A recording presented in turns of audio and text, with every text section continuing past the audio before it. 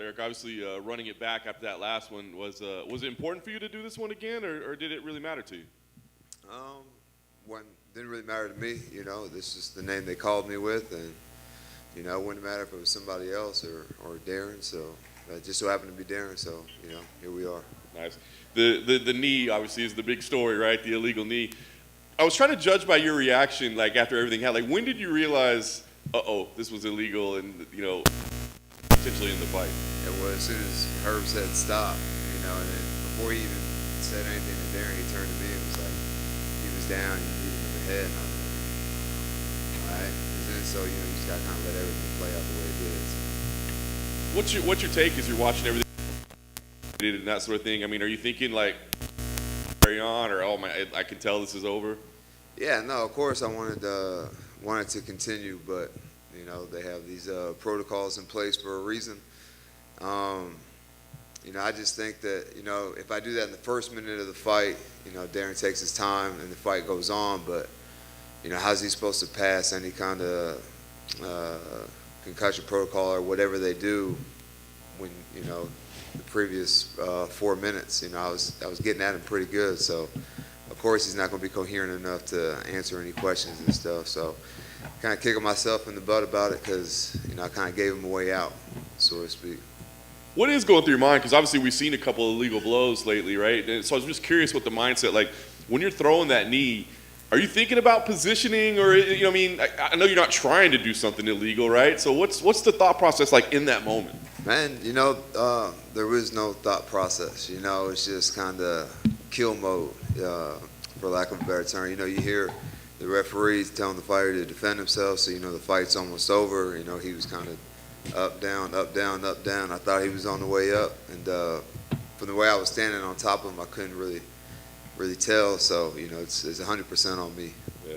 What'd you think of Peter Yan kind of coming at you on social media? I laughed. I'll be honest. Yeah, no, it's cool. You know, I don't think that, you know, he meant anything by it, but you know, it's fun to go back and forth like that with other fighters and stuff. So the rematch is done. You said it. You were kind of putting it on him. So in terms of preparation, I mean, do you change anything? Did you learn anything in there that like, hey, we got to tweak, or you just say, go do that again? Yeah, you know, if it goes like that again, then I'm cool. You know, I just got to finish it the right way. Nice. Last thing for me, I mean, what type of fight? I mean, do you think we see the same fight, or is it, because it's so interesting to see we're putting it right back together? Is it the same? Man, I've pretty much went straight back into camp.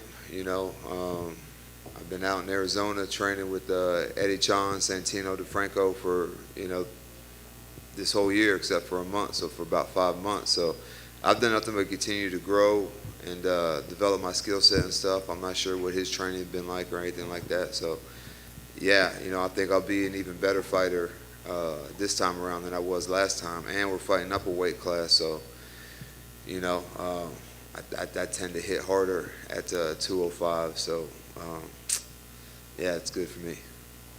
Eryk, right. Was it difficult at all to mentally just reset, knowing, like you said, you were putting it on him, and now you have to face the same guy again, like outside of the physical preparation, but was it difficult at all to mentally get back into this fight? Not really. You know, I have like a 24-hour rule, win, lose, or draw, you know, or no contest in this case.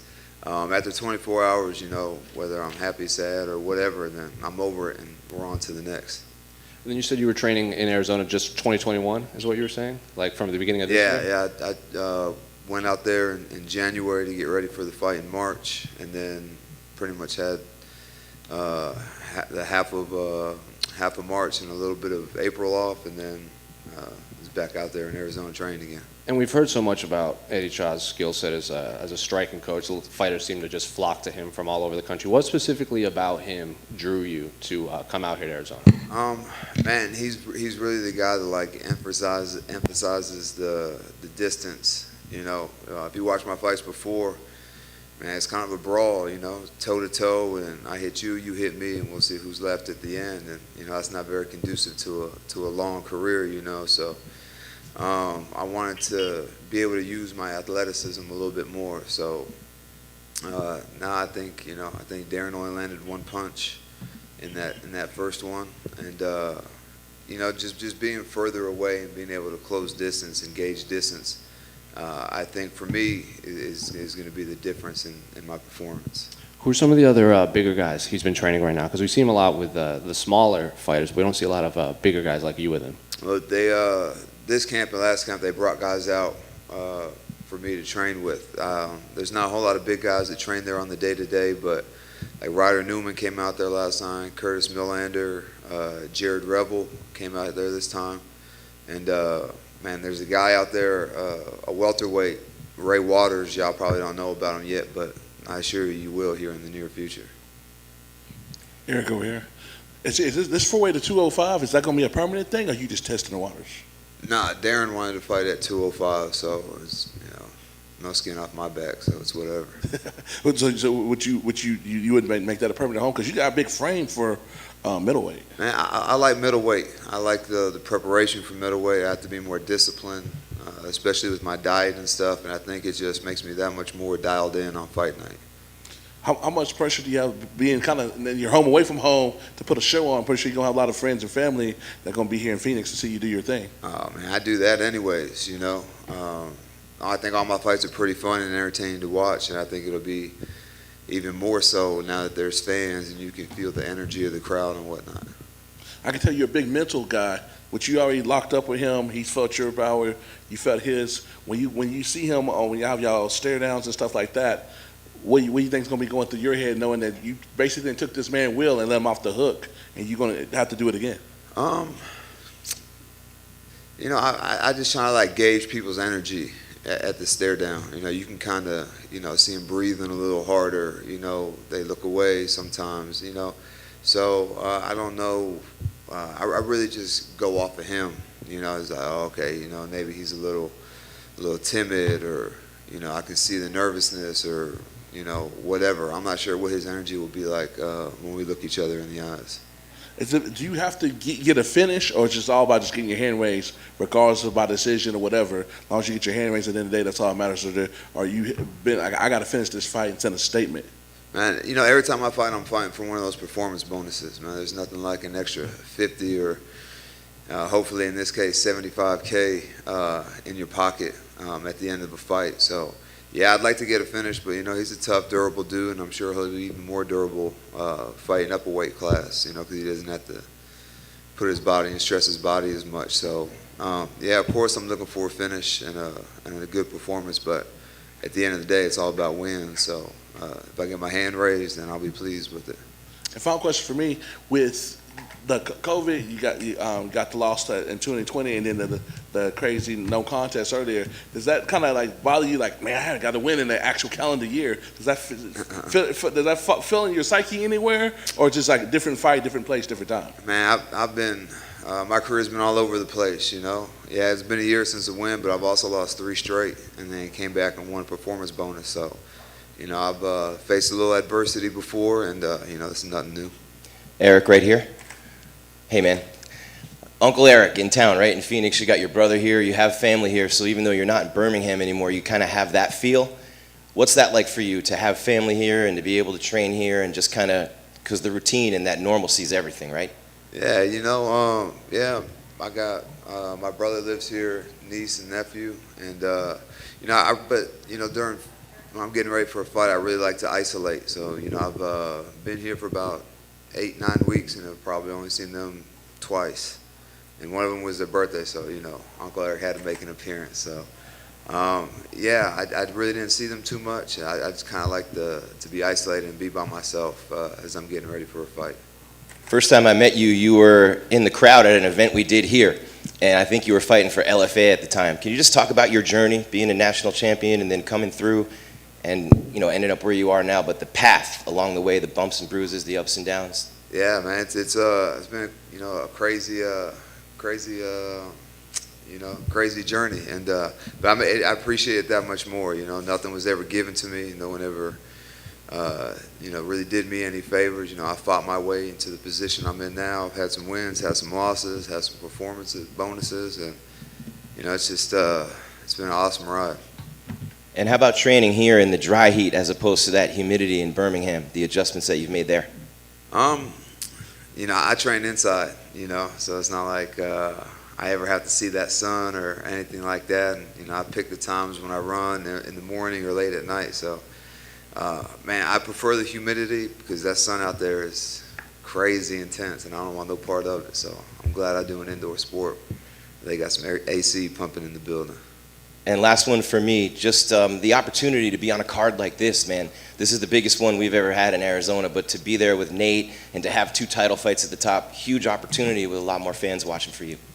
Yeah, you know, I fought at I think may have been I can't remember when Adesanya fought Kelvin Gastelum. You know, the energy that night was, you know, it was crazy, kind of similar situation, and yeah, you know, it's fun. The crowd is everything for me. You know, it's cool. You know, I'm glad that we were able to fight through the pandemic and whatnot, but for me, it's more about the fans and the energy of the crowd, and you know, you hear all the oohs, no's every time, you know, you land a good solid shot or whatever. So for me, that's the most exciting part about this. Thank you, man. Appreciate it. Hey, Eryk. Jose Romero from the Arizona Republic, man. Can you just go over, you were talking about your journey, and can you just kind of talk about the time when you transitioned from football into this sport and kind of what was the deciding factor for that, why you got into that?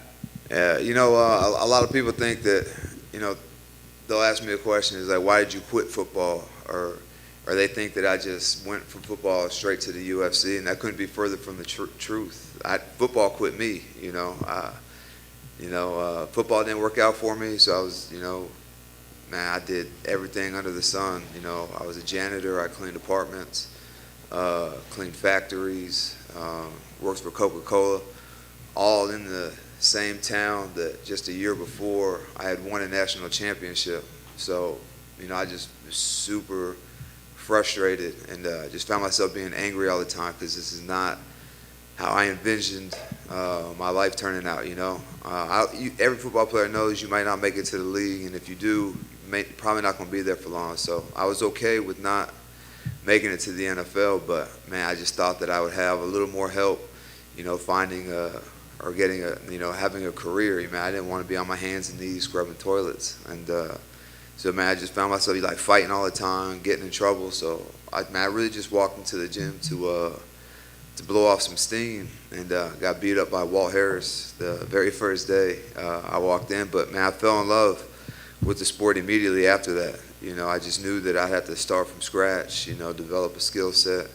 And, you know, I think the biggest apprehension that people have of getting into fighting is, you know, it's going to hurt when you get punched in the face. And, you know, it doesn't feel great, but it's not that bad, honestly. So I just knew that I could be successful. I just had to, you know, even after I started fighting, you know, I'd wake up at, you know, 4:30, 5 in the morning, go train, go to work, not even go home, go straight back to the gym, train again till 10, 11 at night, and go home and go to sleep. So yeah, it's been a crazy journey. Eryk, back here. Yeah.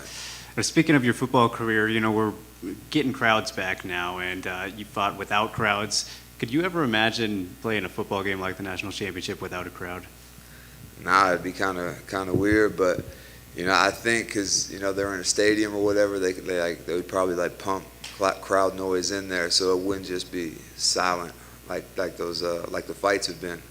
You know, you can hear the corner like clear as day, but and I think at one point you could even hear the commentary in the cage. I remember them saying something about that when they first started fighting. So, man, I hope that they never have to do that, and would at least, like, you know, play the crowd noise over the loudspeakers in the stadium. All right, good luck, Eryk. Thank you.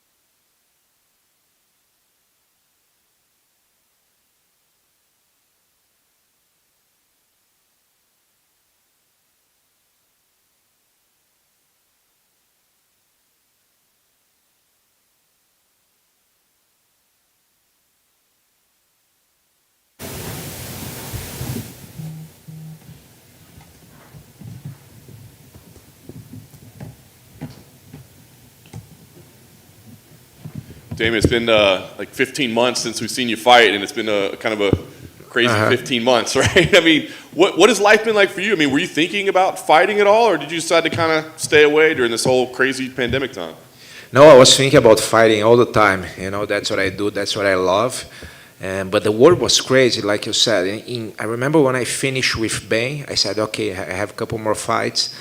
Then 2020 will be, you know, the end of my career, and it will be nice and this and that.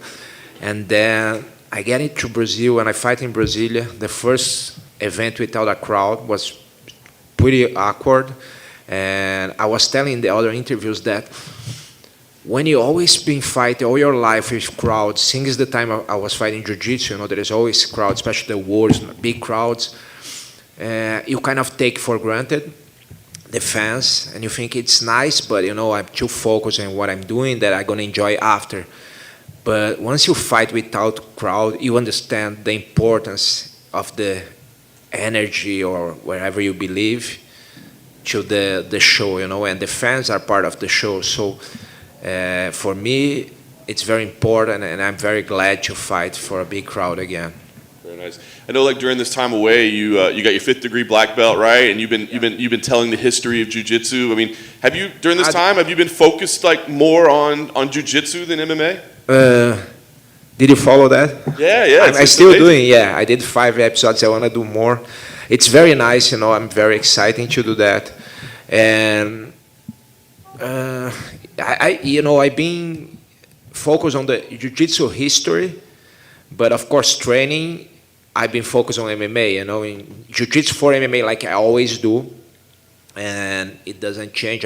And that's actually what I love very much, how to apply jiu-jitsu inside the octagon, and that's what interests me most. And it's funny because it's a so new sport that every camp I found out some stuff, you know, some new stuff. Even people, they love when I say, but even some details from the back attacks and how to choke, you know, I've been evolving a lot the last year. So, and you know, the cage stuff and things against the cage. So it's very interesting for me. And of course, when you don't have a fight coming up, you kind of evolve in this certain pace. But when you have a fight coming up, a camp, then, you know, you evolve much faster.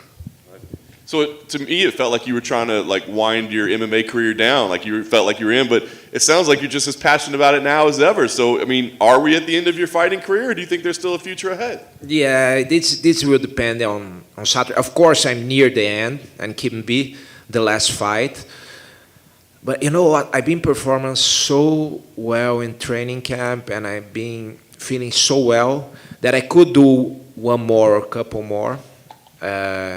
Most likely one more after that. But of course it depends, because you perform as well in the training camp, and sometimes, you know, you cannot translate to the octagon. So if I can translate well, and of course UFC, and then they want me to do one more fight, I would do. If not, then, you know, would be the last one. I don't pretend to fight in another organization. I want to end up in the UFC. But of course I want to do one or a couple fights, jiu-jitsu fights after that. And at my sponsor Spider championship. But who knows, you know, let's see Saturday what's going to happen. Right, so was it important then for you to wait to have a crowd because it could be your last performance? Was that mattered to you? Yeah, of course. You know what? I was watching, like I saw Rogério fought in Abu Dhabi, right, with Mauricio. Eduardo was there, my manager, and that was last Rogério's Nogueira fight. For me, it was sad that he did his last fight without a crowd, and not just him, but other fighters too. And I was, man, I don't want that for me. You know, I don't want to end up my career without a crowd. It would be so sad, at least in my opinion. And thanks God, you know, the events just come back to the normal, are coming back slowly, and that's, you know, that's why I'm here. I'm very glad for that. Nice. What do you think about the matchup? I mean, obviously anybody you fight is going to be younger than you, right? They're going to be probably a little less accomplished. So what do you think about Belal as an opponent? he's a great upcoming guy. He's evolving for sure.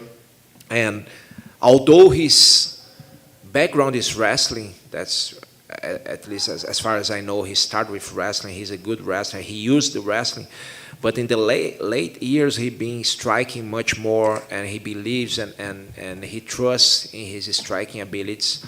So he's like every top 15 guy, he's a pretty tough fighter. It's not an easy fight, but I've been in this situation so many times in my life. Almost 14 years in the UFC. In October, it will be 14 years since I did my first UFC fight, but I did close the contract. I think around June, July.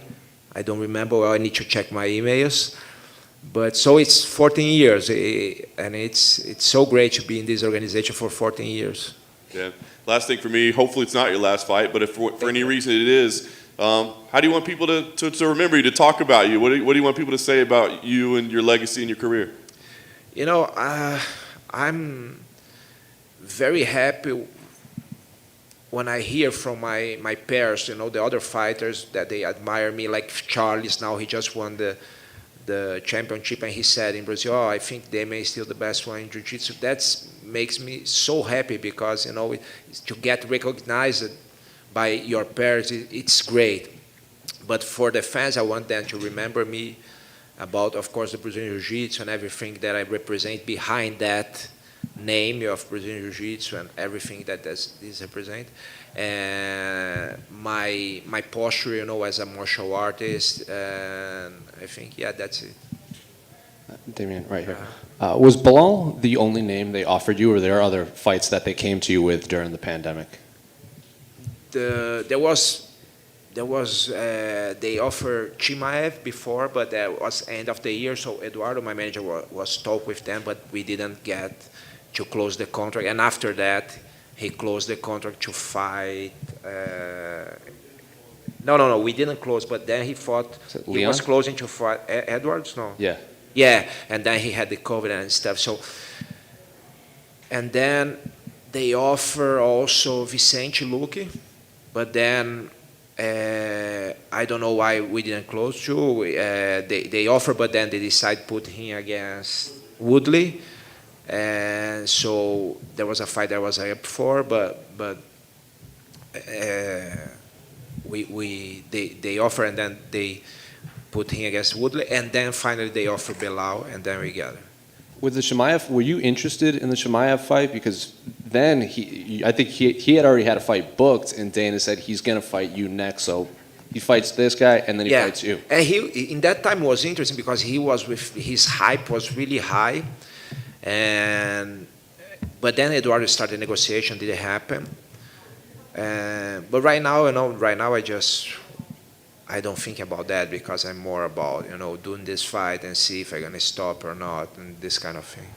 And all these names that you mentioned, they're all young men in their primes of their career. You obviously, like you said, you might have one or two more fights left. So do you like getting all these young names offered to you, or do you want to fight the other veterans? No, because everybody's younger than me now, like you said. So I don't care. I don't care because my thermometer, my parameter, can I say that, is how I'm training. And of course I'm training with everybody younger than me, 20-something, 30s. I know I keep the pace with this guy, I keep going. So if I don't feel well, I'm never gonna come here just because I wanna make, the money. I don't care about that, I never care about that. Actually my first fight, in 1996, that is not even in Sherdog, the fight that is in the documentary Combate did in Brazil, at ufcdocs.com.br.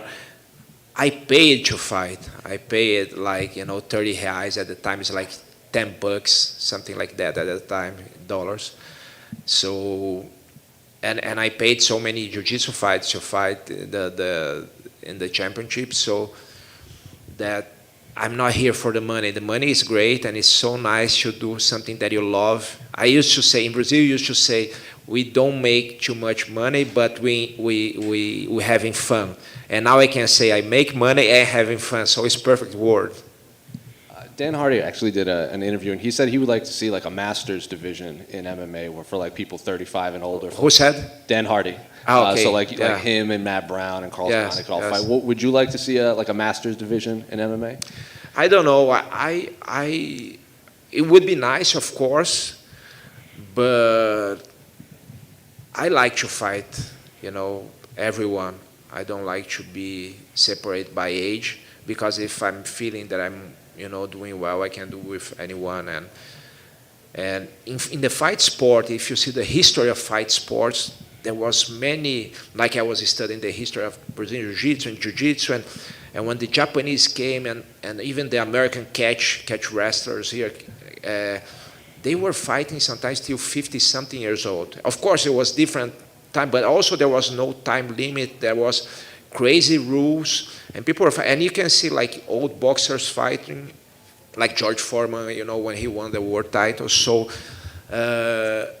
it's all about how you're feeling.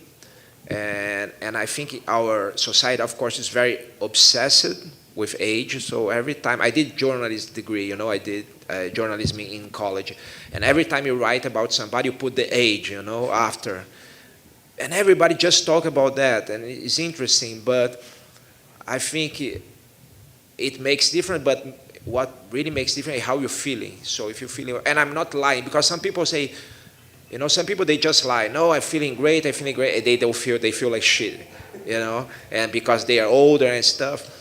But I'm pretty sincere. Of course, fight is a fight. I don't know how I'm gonna perform, but at training, I'm feeling great. I don't have any injuries, so that's what matters for me. Damian, right here. Uh-huh. Right here. Jim Griesauber, excuse me. Just your losses that you've had recently, no one wants to leave anything on the table, but the guys that you're losing to are champions and the last two #1 contenders, and then you have the win over Jorge Masvidal too. So you're performing so well. You talked about how you're training. What is it that you're doing, to feel so good at an older age, and what are you doing differently than what you did when you were younger to get ready for a fight? Yeah, what I think is when you're getting older, you need to make less mistakes. I think for everybody, not just for me as a fighter, but for everybody in this room, if you're getting older, you get to make less mistakes to have a good life. What I mean is, you need to pay a little bit more attention to what you eat, not just when you're fighting, but every day. You need to pay a little bit more attention in how you sleep, and not during the training camp, but every day. Little more attention in what you put in, the exercise you do, what you put inside your mind, the mental part. So, and this must be something like an everyday life, a way of life, or a lifestyle, not just for a camp. And that's where I understand. Before, let's say I would, eat well when I was in camp, and then after camp I was just eat all the shit that I want. And now I keep, I do eat bad stuff, but let's say I do eat bad stuff one night, the next day, sometimes I fasting, or I do eat bad stuff one day, the other day I will be very clean. So it's more learn how to balance and don't make those mistakes. It's pretty much the basic things that people don't pay attention, like sleeping, eating, and mental health, and these kind of things that we need to be aware. And this will help. Of course, my style of fighting helps because I'm not a brawler, and that's I think this helps. What about that mentality, the mindset that you talked about? Can you go a little bit more into detail, some of the things you do to stay sharp mentally and to stay focused on what you're doing? As the time goes by, you learn how to don't get in some tricks that your mind can play on you. Like, for instance, this thing about last fight. If I was focused on that this week, okay, or during the camp, this can be my last fight. For sure, this will gonna interfere in my performance because I never been in this spot before. That could be the last fight. So what I do is every time I have this kind of thoughts, I try to understand that this is really what it is. It's just another fight. Because we never know what's gonna happen. Life is crazy. I remember I was leaving the fight when I just won against Gunnar Nelson in Vegas and go to my locker room. to watch Aldo's fight against McGregor. And I remember going through the corridor, and then Michael Bisping was there. I stopped to talk to him. Man, I see his eye, and his eye was pretty hurt. He couldn't move well, one of his eyes. And then I remember talking to Eduardo. We came back to the locker room, and we are happy. But I was talking to Eduardo. I said, man, how he keep fighting? It's crazy. And I think he will end up. He is finishing his career soon. And then after a couple months after that, he won the title. So life is so crazy that you cannot put something in your mind that you don't have control. I don't have control if this is going to be or not my last fight. So in the end of the day, it's another fight with a great opponent, tough opponent, and I need to be focused on that. So that's one thing, answering your question, that I think, I'm paying more attention. It's like, don't let your thoughts take you out of the path. Last one for me. Athletes talk all the time about how the game or the sport slows down as you get older. Mm-hmm. So what you lose physically, you make up for mentally. Mm-hmm. How has that been for you? I think I've been growing mentally, but I think physically, there is just one thing that I feel. It's nothing like I don't feel slower. I don't feel with less gas or this kind of thing. What I feel that is very interesting, I remember Murilo Bustamante, who was a UFC champion too, he told me one time, he said, Demian, when you get older, what you feel, and I was like 30 years old or something, or even less, your injuries takes more time to heal. That's what I feel. And exactly what I feel nowadays. I remember I was like Wolverine before, I get some hit and I get some bruise or something. In one day, it was gone.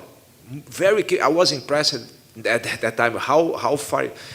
And nowadays, man, sometimes I get something little thing, like I get a tendonitis on my elbow last year and took like 3 months to recover. I said, shit, what's happening? Thank you. Damian, back here. You fought such an incredible list of opponents throughout your career. I'm just curious if there's somebody that stands out to you as maybe the toughest out of all these great fighters you've fought. Man, that's a really, really tough question. I think the toughest fight that I had was Anderson, because he was pretty much in his prime, and I was not ready for that fight. I wasn't too young, but I was like 31, 32, but I was young for the sport. I didn't have too much experience, and the weight division was not the best for me. He was pretty big. He was in his prime. Actually, he was supposed to fight Chael, and then Chael couldn't fight. Then they offered this fight to Vitor. Vitor couldn't fight, so it ended up in me. And you never say no to a title fight. So I said, okay, let's go. But for sure was not the timing. And it was pretty tough. And the fight, when the fight started, I realized it was a different animal. I never had so much problem with distance in the first couple rounds. I couldn't understand the distance because he's not just, long and tall. He managed, that's his strength. He managed the distance so well. And his jab was so tough. I never got something like that. So for the first time in my life, in that time, I was afraid to be knocked out. Because I've been knocked out 2 times in my life, right? But it was out of the blue. I was fighting, boom. And it was not even like a classical knockout. It was more like a knockdown because I hit the ground and I woke up right away. But in that fight, I was, maybe it's a matter of time. For the first time, I was afraid to be knocked out. And then fight keep going, and then I said, okay, it doesn't. I go to between some rounds, I blow my nose and my eyes, because you cannot blow your nose. But I'm not boxer. I didn't know that. They didn't know that at that time. So just close my eyes. My eyes is this size. I cannot watch. I cannot see from one eye. Then I said, okay, it doesn't matter. He's beating me. I just gonna give my head to him, and if he wanna beat, he will beat. But at least I'm gonna, I change my stance to trying to just avoid with the distance to more like aggressive, more, like Mike Tyson style, to go forward. And then when I did that, he was kind of afraid to jab because he said, okay, this guy, he wants to take me down. He knew he was winning. So the first thing I did, I faked that I was going to the leg, and I came back with a hook, and I really landed that hook. I think that it was today he would go down, but in that time he had a pretty tough chin. I remember my hand I feel my hand, I felt my hand, I said, my God, and then I run into him, tried to knee or some crazy stuff. Then he recovered, I land one more good one, and then after that the fight started to come back, I remember.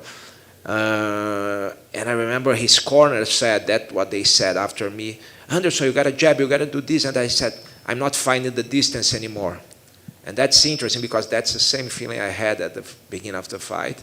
And then they said the corner, after third round or something, he said between the rounds, I'm not finding the distance. And that fight was important for me because it proved that I could, last and resist with that guy, even in a very bad situation. It's not that, I was able to take him down and use my game. I was all the time in his game. And I think a lot of people start to respect me after that. And I think that fight, even there was a loss, put me in a different spot in the eyes of everybody, the media, the fans, and the coaches and the fighters, everybody. How do you think he's going to do in his boxing match? It depends, Anderson, he's still great. He's a genius on his stand-up game. But I don't know how he's doing, how he's training, because it doesn't matter how good you are if you're not in, training in a good shape. I don't know, I'm not saying that's the case, but if you're going there just for the money, it's very likely that I don't think that's a reason that's going to make you be sharp. But if he's going that for the challenge and he's training well, he's not injured, then I think he can do. Well, who is fighting? Roy Jones? Julio Cesar Chavez. Julio Cesar, yeah. It's a tough one, All right, best of luck, Damian. Thank you. Thank you. That's good. Guys, thank you very much. I see you on Saturday.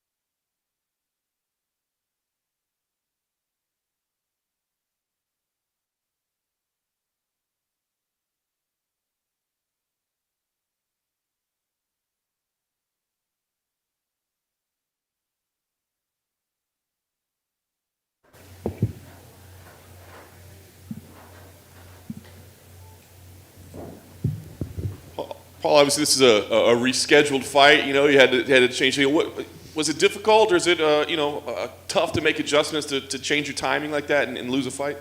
It's always tough when it comes to that close to a fight. When you're a couple of weeks out, it's tough to then wind yourself back up to go again, because at that point you're sort of winding down, getting ready for the travel, getting ready for so you're not peaking too early. So ultimately, when it came to this, it was adding another 3 months, and you're like, my opponent's standing in southpaw. I need to constantly watch this guy's videos again for another 3 months. Like, this guy's got far too much time in his hands. Was it important for you to reschedule this fight? I mean, when did it get canceled? Did you care? Did you want to put this fight back together? Or were you like, hey, just give me anybody? Ultimately, that's what I asked for. I said, is there any fights available? And they said, listen, we'd really like you to fight Jamahal Hill. And I think it's to do with the test. It's been mentioned that I'm the gatekeeper of the division. If you can get by Paul, then you're in the top 10, and that's ultimately what this is, I think. So, yeah, it's that was the fight they wanted, and I'm like, I just want to fight. So in March when this happened, we had said, can we get MD out the top 15, MD in the top 15, because they said everybody in the top 15 was matched up. So when your boss tells you you're working, and when he tells you you're not working, you're not working. Do you that term gatekeeper, right? Like I feel like a lot of people use it like almost in a derogatory fashion, right? But it's not, you know what I mean? So do you welcome that label? Yeah, it does. It doesn't bother me. It comes, as I said, it's a job, innit? And if the UFC don't want to push me up the rankings and they want me to stay here and just be the guy who does the damage, then I'm happy to do that. Like, as I said, this is a job first and foremost, and I treat it that way, with regards to training, with regards to all this sort of media stuff. It's a job first and foremost, and my job is to be where my boss tells me to be. Meanwhile, Jamahal has said it's not just business, it's personal for him in this fight. What do you think? Is this personal for you? So, it's not personal. This is the fight business, isn't it? Anybody you go up against, they're angry, they're emotional in the fight. But if you spend 6 months being angry and emotional leading into it, then it's wasted energy. Just focus on yourself and get ready for the fight. And he's very emotional. I was outside signing posters, and he came up to me and was asking me if I was on drugs. I totally. It was like, you can watch the video. It's on. Somebody had caught it. One of the coaches had caught it and posted it all over social media. So it's just this weird interaction where I'm kind of taken aback by he's like wasting time to come over to me while we're all doing media. Like, get a grip yourself, man. Like, conduct yourself in a orderly fashion, please. So does that bring any like added motivation or added emotion or added feeling to the fight, or do you just say, hey, I'm punching in and punching out and doing my thing? That's exactly how I look at it. You punch in, you punch out, and it's the job. And the job in front of me is to stop him, because ultimately my goal is to make it up to that contender. If my bosses have got a different role for me, then that's absolutely fine. But my goal is to beat him within the first 2 rounds and progress on my career. Last thing for me, I was going to ask kind of what kind of fight you expect, right? Because you're capable of dominating people, but we've seen some heroics and some back and forth work for you. So what kind of fight do you think this one is? I see this a second round submission. I do see him coming out very, very gun happy at the start, trying to finish the fight early. We've seen that happen to me before, where I just ride that storm, and then I'm like Hulk, when he hulks up and he's like getting stronger by the 3rd round, and then that's when I normally do my best work. But I genuinely believe it'll be the second round submission. Paul, right here. How you doing, friend? Jamal's obviously, he's undefeated in his career. Oddly enough, I think it's one of the few fighters where you were already in the UFC before he even made his professional debut. At one point, you were obviously undefeated. So when you are a young, undefeated fighter finally getting into the UFC and getting your first test, what is going through your mind? Do you still feel invincible, or are you just getting ready to take this fight one fight at a time? It's very difficult when you come into the UFC if you're unbeaten. You've not mastered your craft at the moment. I spent the last 4 years of my career in the UFC learning my craft, learning how to deal with the emotion, learning how to deal with the social media, learning how to deal with all that kind of stuff. And not only that, improve as a fighter. So I've learned my craft in here. I still think he's a bit green, and I still think he's got some learning to do. And I believe that I'm the man to teach him. Outside of the learning curve you said he has, does he do anything well from the previous fights that you've seen him do? Yep, to make it to the UFC, you're no slouch. Everybody in the UFC is killers, and we've seen him piece up OSP, but we've not seen his grappling being tested the way I can test it. So that's what I'm looking forward to. Oh, here, Paul. How you doing, my man? Would it be safe to say that you plan on taking this man into deep waters on Saturday night? Yeah, that's the way we go. We drag him into a deep water and see if he can swim. And if he can swim, I take my hat off to him. But I don't know if he can swim. I think he's still in the the wee water wings. I think he's still wearing them. So would it be safe to say that you think skills and experience will pay the bills? It is. I like a round man. Skills and experience pay the bills. I probably made it sound a lot worse, but you made it sound sweet. With him being explosive, do you think you're going to have to weather the storm coming out the first? Because he comes out pretty hot. Yeah, he comes out hot, and that emotion shows in all his fights. And it even showed when we were standing in front of each other. He's very emotional. And emotions can be used in 2 ways. It can either fuel you very, very well, or it can consume you. And I believe it's going to consume him. Being in front of the new crowds that we've not seen for the last year. This is stuff I've done many fights in the UFC. I've fought Shogun Rua in a week's notice in Brazil with the fans hating me. I don't think he's experienced this emotion that the fans bring. And since, not to bring out a negative, since the Minifield loss in 2019, what adjustments have you made? Because you look like a different fighter, and it's like you got that low key swag going on Yeah. that we start to see. And each time we see you, add a new wrinkle. Are you going to add some more wrinkles that we ain't seen on Saturday? That's exactly what it comes down to. It comes down to learning that craft. It's about how to deal with these fights and fighters. As I said, I was very green when I first came to the UFC, and now, as you're saying, age and experience and adding these wrinkles to my games make a massive difference. When I joined the UFC, I had a knife in my penknife. Now I've got the scissors, I've got the toothpick, I've got the wee sunglasses in there as well. So all I'm doing is adding to that wee Swiss Army knife. And final question for me: when y'all lock eyes at the face-offs and stuff, are you gonna try to get into his head? Or are you not gonna say anything? Because you already can tell. You say he's gonna be amped up. Are you gonna play on that and try to get him to use some nervous energy? Yeah. Or are you just gonna be a silent assassin? No, it's going to be that emotion. It's going to be right up into his face. It's going to be make him respect me and see if he's got that chink in his armour. You know that way when you see like the twitch, the move, he breaks eye contact. That's what I'm going to be doing. I'm going to have that tartan face paint on. I'm going to have the blue face paint on and ready to go to war, as all my Scottish ancestors did. Paul back here. How you doing, my man? You mentioned the Shogun fight there, the two of them anyway. I'm just curious, after you got the win, like very passionate fan base, whether Brazilian or for Shogun specifically. What was the reaction like, and do you still hear from the fans who are upset to this day? I always hear from fans that are upset. Even more emotional than the Brazilians are the Russians after I've beat two of their prospects. I think when it comes down to fans, if you're a fan of the sport, then it doesn't matter if your favourite fighter loses. If you can gain some respect from their fans, like if a Shogun who are fans like Paul, you know what, Shogun's my favourite fighter, but I enjoyed watching you. That's a win for me. And you're on the same card as your fellow Scott Jojo again. Just curious, is that a cool thing for you? Yeah, we don't get the opportunity to have any chats as she stays in the US, but it's always great to see her. She's so polite. She's representing Scotland in a positive light. It's an amazing thing to see. Best of luck, Paul. Thank you. Thank you. Question? How big is MMA and the UFC getting in Scotland, and are you recognized often? And how big do you think it can get? UFC is still in its early days in the UK, never mind in Scotland. I think people like Leon Edwards getting these opportunities, I think like Joanne Calderwood getting great opportunities as well, is making massive waves in the sport. Being honest, it comes down to the Conor McGregor factor. A lot of people in the UK took notice of MMA due to Conor McGregor. He brings this star quality, and it made MMA a mainstream sport, and I imagine it's the same all over the world. He's just made massive waves within this sport. Thank you.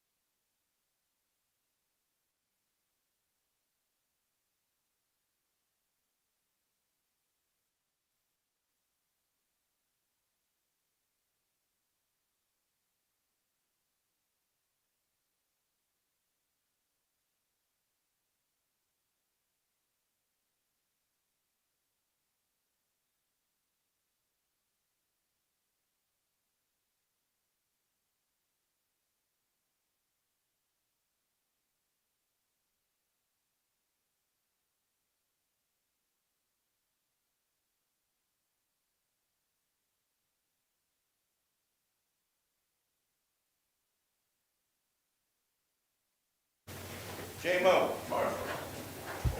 You're good.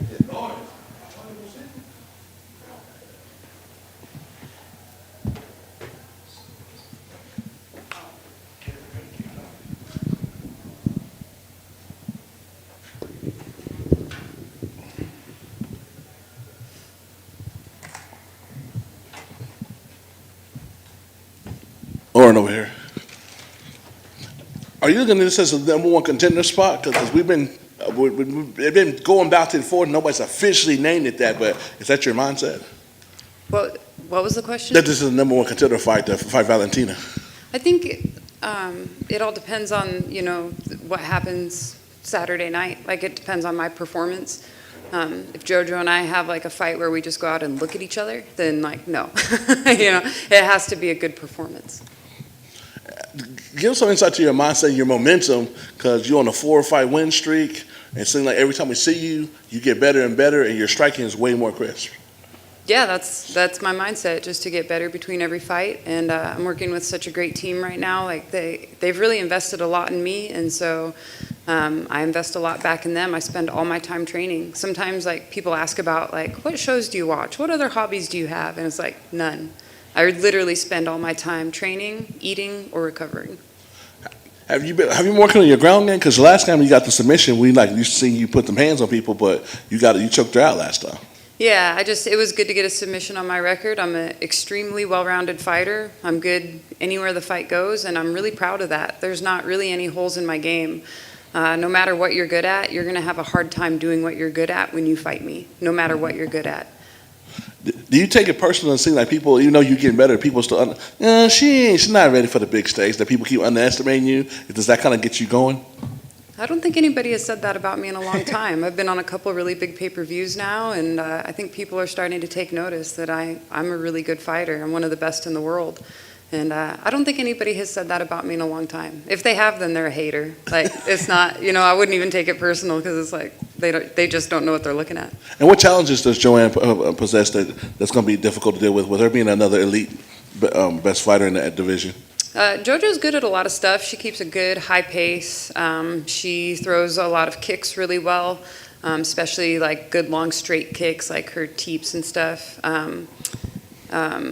So stuff like that is going to be a bit of a challenge, but we've trained hard for it. I think she's going to try to clinch, and I love the clinch. So I'm really actually very excited to see what this fight looks like in the clinch. And final question for me, how big a deal is to come out the chute and set that tone? Because we've seen her, when she gets off to a slow start, not be the fight up to her capability. We're also seeing her get up to a fast start and dictate the pace of the whole fight. So how big a deal is that first round to come up in there and bust in the face and kind of set that tone? I think almost all fights, that's important. There's not a lot of fights that I would go into where it's like, the first round we'll just kind of give away. You know what I mean? Like, it's only a 3-round fight, and so you only have 15 minutes. It's really actually not that long, and if you let the first 3 or 4 slip by, then you're playing catch up. So I think in almost all fights, it's important to get started right away. Lauren, back here. You mentioned kind of the haters right there, and are you just feeling disrespected by the odds a little bit because they have her slightly favored right now? No, I mean, I don't take any of that personally. Like, I love winning people money. So people always message me after I fight. They're like, you won me a bunch of money. I'm like, I know, brother. I won a bunch of money too. Definitely a good feeling. And I mean, you've had such a great career to this point. You were the first Invicta Bantamweight champion. People, I think, forget about that. But fought so many good people. Has there been a point for you that you would say has been the biggest learning experience, though, so far? I've had a couple. I think the 2 that really stand out in my mind is that, one, The Ultimate Fighter was a really big learning experience for me. I really learned about the importance of staying positive and staying in the moment. And, really practicing those concepts has really increased my fight IQ. It's made my entire life better, actually, inside and outside the ring. And so as hard of a time as that was for me, and as humiliated as I felt on The Ultimate Fighter, it actually really was a really big turning point in my career. The other thing I think that I've really changed, or that was a big turning point for me, I guess, was when I decided that, I have 4 losses in my career. My record is 14-4, and there was a time where people were like, oh, you know, she's at the end of her career, she's kind of on a downhill slope. And I just decided, like, to myself kind of that it wasn't. It was like I've always failed forward, you know? I've always failed trying big things. I've always failed on big stages, you know, and those aren't really failures. And I think when I decided that, my whole mindset about my own career changed. And then when my mindset started to change, it changed the mindsets of the people around me, you know? Yeah, and some of those losses were, you know, questionable too, right? Yeah, I think, you know, I'm 14. I'm like, what is my record in the UFC right now? It's like, I don't even know. But like at least 3 of those losses could have easily been wins, you know? So like 3 out of 4 losses on my record, I could be like 17-1 right now. I can't math right now very well, but a lot of those losses were super close, and that was part of my mindset, you know, when I decided that. It's like, man, you have some like failures, but you've been failing forward, and so that's not really failure, is it? And did you wish that you went to flyweight sooner in your career, or was it perfect time, you'd say? It was perfect timing. Absolutely. It was 100% perfect timing to go to flyweight. It's taken me some, you know, I started my career at 145. I have some TKOs. I actually have TKOs in 3 different weight classes, yet I'm not on the pound for pound list, which I find very odd. But, you know, I started my career at 145, and as I've developed into a better athlete, I was able to go down those weight classes. I was not an athlete before I started MMA. Mixed martial arts was the first sport I ever played, and I picked it up when I was 26 years old. And it's taken some time, but it is in my DNA to be a great athlete. It's literally in my genetics. And now that I have a great team around me helping me with my nutrition and my strength and conditioning and monitoring my training to make sure that I'm not overtraining or undertraining, the athletic genes that I have are fully expressed. And, you know, I mentioned your title in Invicta, and they got a show coming up this weekend. I'm just curious, you know, since you were in Invicta, they've adopted open scoring. And what are your thoughts on that whole premise? Would you like that yourself, or what are your thoughts on it? I don't really have much to say about it, to be honest. I think I've only watched like one show maybe where they had it, and they were like showing it to the fighters' corners, but not to the fighter.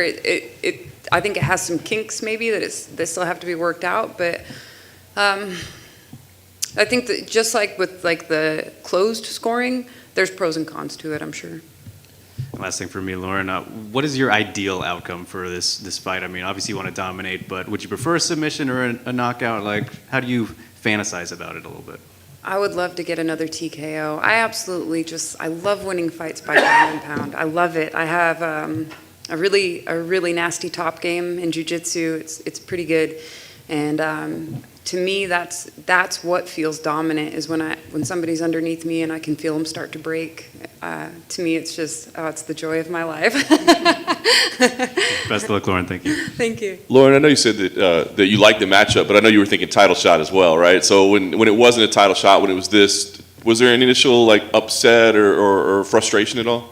No, because I knew that like the fight when it was booked with Cynthia could have been a #1 contender fight. I thought that was a great matchup. But then I knew when it was like when Lilia had to take the fight on short notice, I was like, you know, I kind of knew that it wasn't going to be title aspirations. I mean, it's hard to justify a title shot when you fight somebody on short notice like that, you know.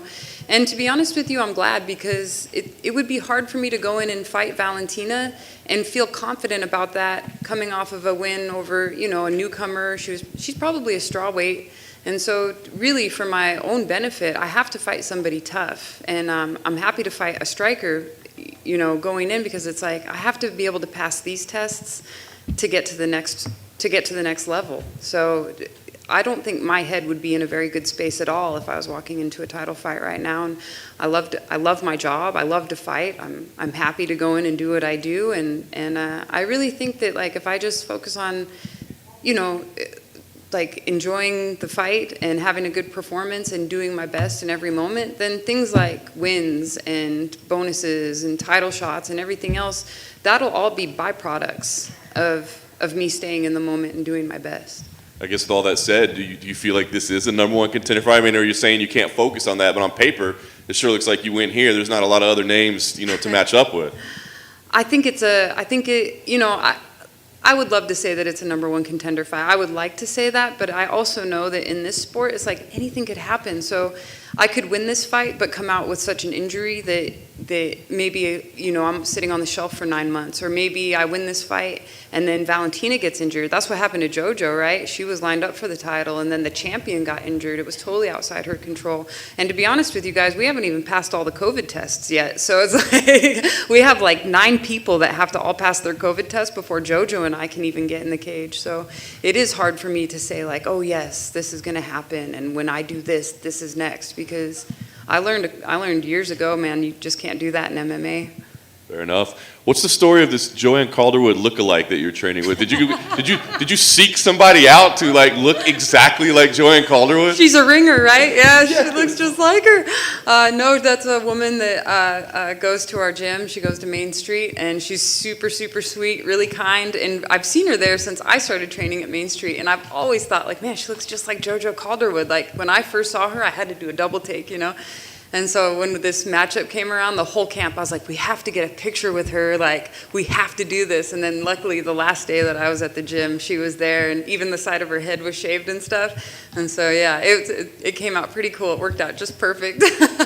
I thought it was a Photoshop. I was like, I thought it was actually Joanne. Dean Thomas wrote to me, and he was like, I'm confused. I said, we're trying to get the closest look possible. That's fantastic. Last thing for me, I guess, what's the goal here? Like you said, I mean, you want to win. You want to go out there, you want to get a TKO. But I mean, do you feel like you've got to send a message? Because I feel like you have been battling for respect, you know, that sometimes you don't get the respect you deserve. So do you feel like you got to go out there and do something like spectacular, dominant, or is it just, let's get a win and see where we go next? I don't know, man. I feel like I can't control what people think of me. You know, I've never been able to. One of my coaches used to tell me I was the Rodney Dangerfield of women's MMA. You just can't get no respect. And it was like, when I was in Invicta, man, I was winning. I won, you know, I fought Caitlin Young on short notice. Nobody thought I had a chance. I fought Sarah D'Alelio. Nobody thought I had a chance. I fought Miriam Nakamoto. Nobody thought I had a chance. And even after those fights, I still wasn't getting a lot of respect. So it's like, I don't know, I can't really focus on it because I can't control. People are going to think what they're going to think. Sometimes on Twitter, people will say stuff about me, and like they're not even talking about the right fighter. You know, they'll have like a picture of somebody and they'll think it's me. It's like, that's not even me. So I think people are going to have their ideas about me, and it's none of my business. Lauren, right here. Jim Grieshaber, MMA Weekly. To share this journey with Max, you've talked about this before with your son. Yeah. There was a time when you wouldn't let him watch you fight, but you started in the sport because of him. So as you win and as you keep moving up, I mean, what a great way to show your son how to win in life. Can you just talk about that journey and how that is for you as a mom with him? Yeah, I think I said it like I think I said it last year, but I just don't know if I could have been a better example to him doing anything else, because he's gotten to watch me go through some really hard times. When Max was a kid, he had a rough childhood, and I wasn't in a great spot, and he kind of witnessed all that, and then he saw me, you know, start doing this thing, which it seems very violent and it seems kind of strange, but he saw me work really hard towards, you know, goals that I set for myself. He saw me achieve some of those goals, fall down sometimes, fall flat on my face, pick myself back up, try again, you know, and how could you be a better example to your kid than to do something like that, you know? Now that he's older, he'll be 20 this month. Now that he's older, he understands that. He didn't really when he was a kid, you know, and of course, like, I would never want him to watch something bad happen to me. You can never predict what's going to happen in a fight. But now he can see that and he can respect that, because it's like, man, my mom really tried hard to make something happen, and she worked at it a really long time, and she kept persevering even when things didn't go her way, and you know, now she's in a really good spot, and I think it's possible for him no matter what he wants to do in his life. And we actually have a really close relationship now. And yeah, I'm proud to make him proud. What about for anyone out there who, I mean, you started 26 in this sport. It's crazy to think of the level that you've reached, because that doesn't happen every day, but it is proof for anyone out there that may think it's too late, or, you know, they missed the boat, or that ship has sailed, whatever you want to say. It never is. Anything's possible. I mean, I walked into a gym, I smoked a pack of cigarettes a day, I was pretty heavy into pills, I drank a lot, and I walked into a jiu-jitsu gym one day and it changed my life. And I don't know, I say this a lot, but literally every good thing that I have in my life is because of jiu-jitsu. And that I think it's available to anybody, but I made a lot of sacrifices for it too, and I made a lot of tough decisions, and I've taken some heat, you know. It was a little hard, it was hard to hold my head up sometimes, but I came out the other side of it stronger, and that is all because of my experience in this sport. It was difficult, man. I walked into the gym, I was 26, with no athletic experience, and 4 years later I was in the UFC fighting Olympians and title contenders and women that had been athletes their entire life. So there were some times that I stumbled and fell flat on my face, but like I said, man, it's failing forward. It's failing, you know, daring greatly. So they're not really failures when you think about it like that. And I do think that is available to anybody in anything that they want to do. Thank you. Mm-hmm. Hey, Lauren, locally based fighter fighting in a big pay-per-view here locally, what does that mean to you? Well, I actually moved to Texas a couple years ago. To 2019, we moved out to Texas. So, but it's really cool to be here in Phoenix, man. A lot of my old teammates are out here. A lot of good friends are out here. We've had guys like Sean O'Malley, Tinquino Mendez, some girls that are on the fight team at the lab, and they've all offered to help. Like, anything you need, let us know. It feels good because in a way, it does feel like home. I lived here for 5 years. We know where all the good spots are to eat. You know, I've been to fights in the Gila River Arena before. Our house was like a mile from the arena that we're gonna fight in. So I know that area, and it feels good to be back in Phoenix, and it's been really fun making good memories here. Last one, just for fans, for people who've never experienced something like this, what can they look forward to? What about and even the hardcore UFC fans who are coming to this event? What's the spectacle like? For the show or for the fight? Everything. Everything. Well, the UFC puts on the greatest show. They really do. Their production value is unmatched, and so even people that, you know, have never been to a UFC, if you come to one live, it is an experience all on its own. Man, you don't even have to know any of the fighters, but I promise you that you will be into it, you know, within the first couple fights. So the UFC does put on one of the greatest shows, you know, on earth as far as I'm concerned. But the fight with JoJo is going to be violent. I think it's going to be high-paced. It's going to encompass a lot of different aspects of the fight game. You know, there's going to be a lot of clinch work. There's going to be some groundwork. There's going to be boxing and kickboxing. It's not going to be a boring fight, and it's probably going to be pretty bloody. That's what I think. One way or the other, somebody's going to be bleeding. So I think it's going to be an outstanding fight. Thank you. Mm-hmm. Yeah, Lauren, you mentioned you lived here for 5 years. What do you think about the state of MMA in Arizona? I think it's amazing. We went to some local shows, like some of the smaller shows. What is that promotion out here called?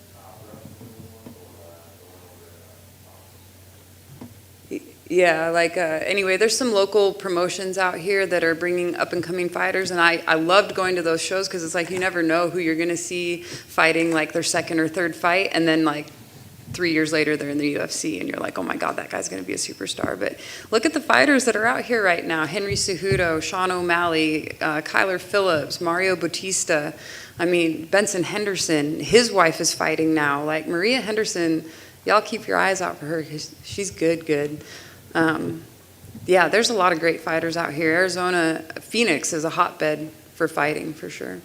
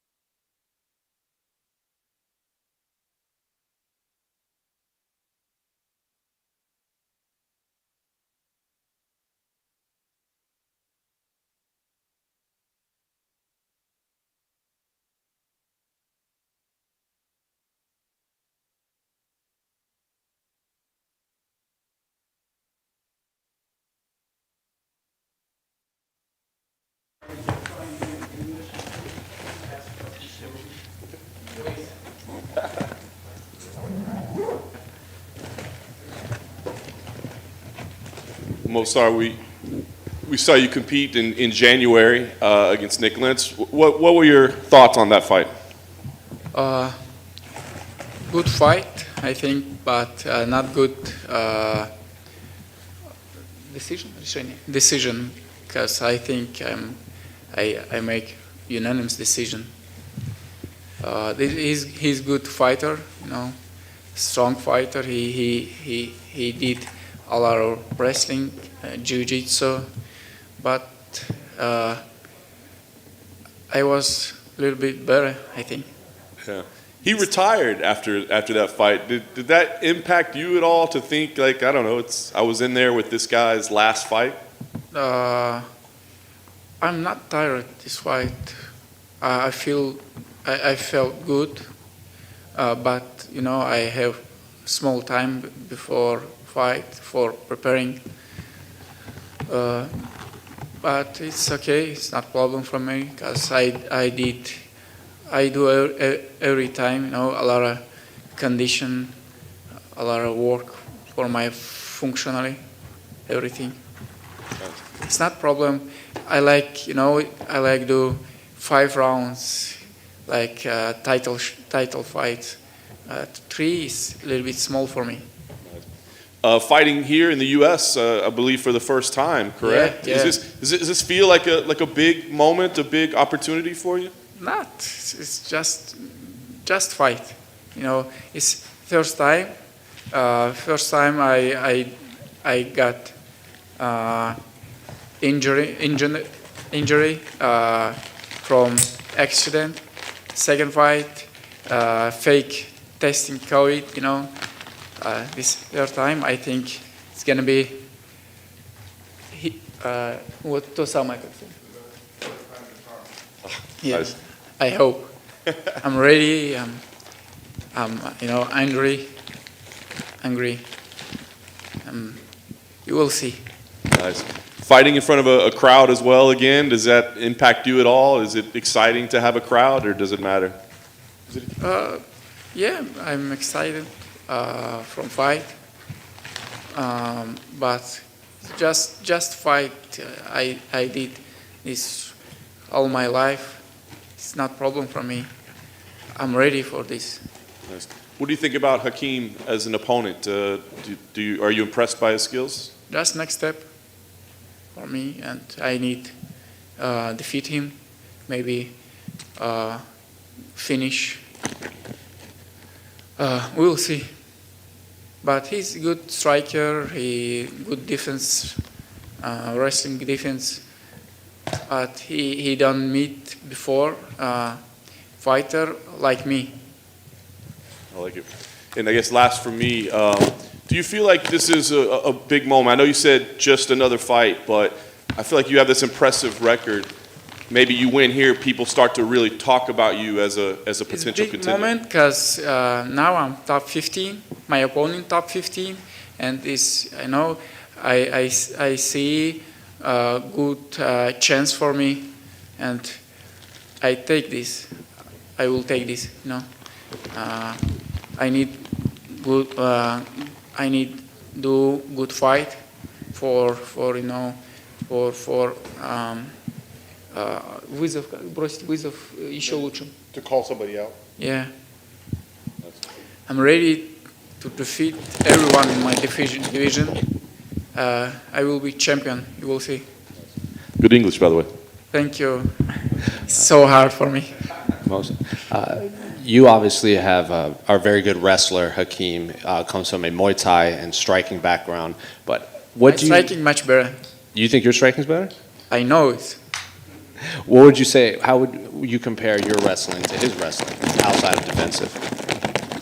He can't defend my wrestling. I'm preparing many things for this opponent. I think it's gonna be very nice. Do you expect him to change his style of striking? He throws a lot of kicks in his last few fights, and facing someone like a wrestler. It's good for me. Every time when he do kicks, I take down, maybe counter punch. It's good for me. I like when my opponent pressure me, because every time, I need pressure my opponent. Every time my opponents run away. Now it's good, it's very tight fight. It's gonna be a very tight fight. I like this. Over here. Did you watch tape on Hakeem? Because you seem like not impressed by him. Say again, please. Do you watch tape slowly? on Hakeem?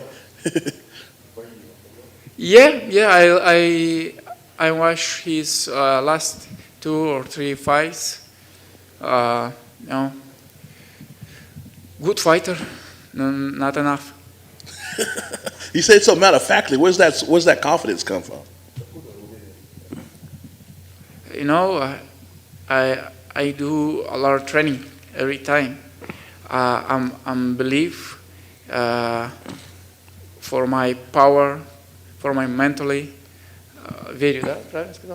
I don't believe be somebody who do more training than me. And you said that you will be a future champion. Where was your take from the Chandler Oliveira fight that you saw? Your English very hard for me.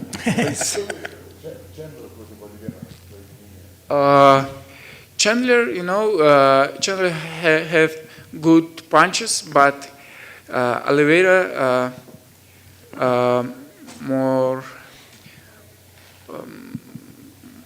more functionally, I think. He ready take more punches. It's not problem for him. And Oliveira left only 1 punch, and he feel not comfortable. And final question for me: do you think a big win over Hakeem will be putting a statement out and getting a finish will help you get higher in the rankings and get those big fights that you want? Of course, I think I can to fight with someone from top 10, and it's good step for me, and I will take this chance. Movsar, back here. Okay. Do you have any fighters that you kind of look up to as inspirations or role models?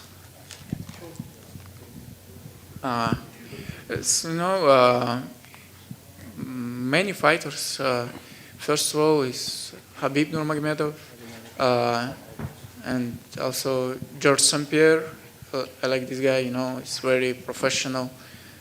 He did, wrestling, striking. He's very very smart guy. I think it's very important on the fight. His IQ, very high. Maybe Adesanya also good. Like also, John Jones is number 1 in MMA history, my opinion. You mentioned GSP and Khabib. Who do you think would have won if they would have fought each other? It's maybe Khabib better now, because GSP a little bit older, and his peak. His peak, off. I think he's good. He's good still, but not enough than before. And what would you say has been the biggest learning experience for you in your career so far?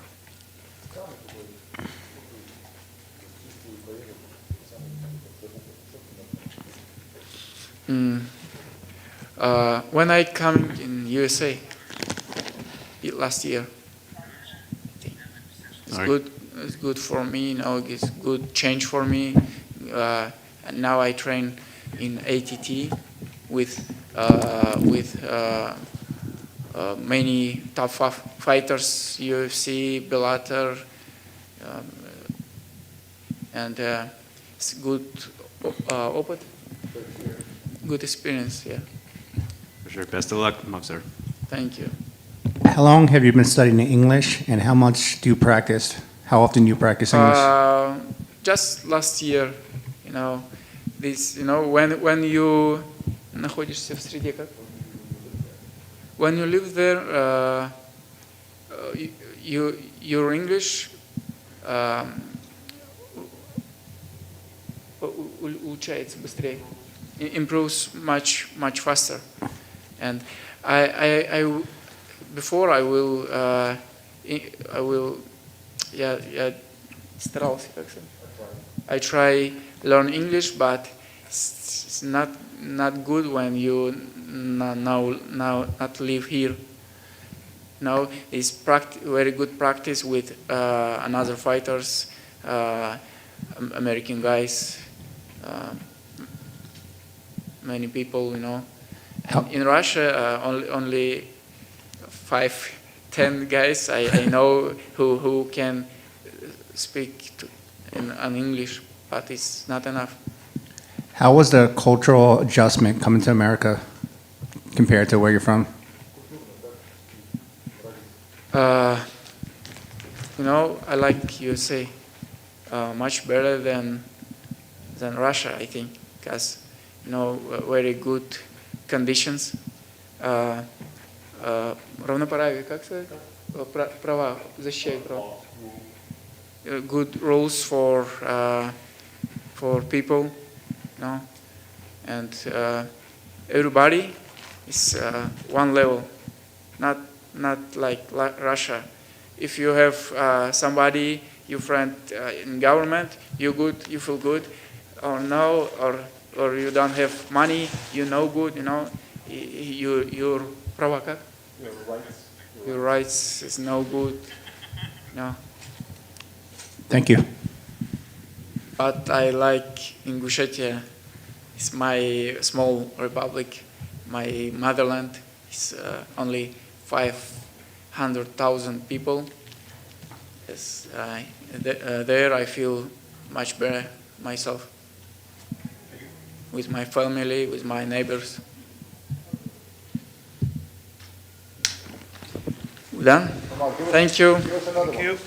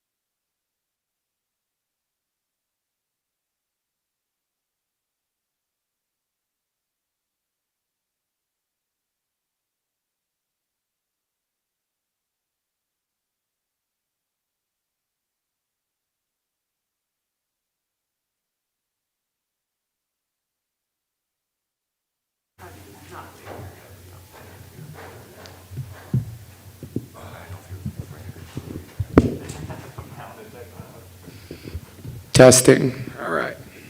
Well, Drew, you last time out, you fought the guy that nobody wanted to fight. Took the matchup, didn't necessarily work out for you. But what did you take from that? It was great to feel kind of like the Dagestani wrestler system, and feeling one of the best in the world, and just understanding like what that's like. It was unfortunate that the fight was not as exciting as I wanted it to be. I mean, he kind of took me down and held me down significantly.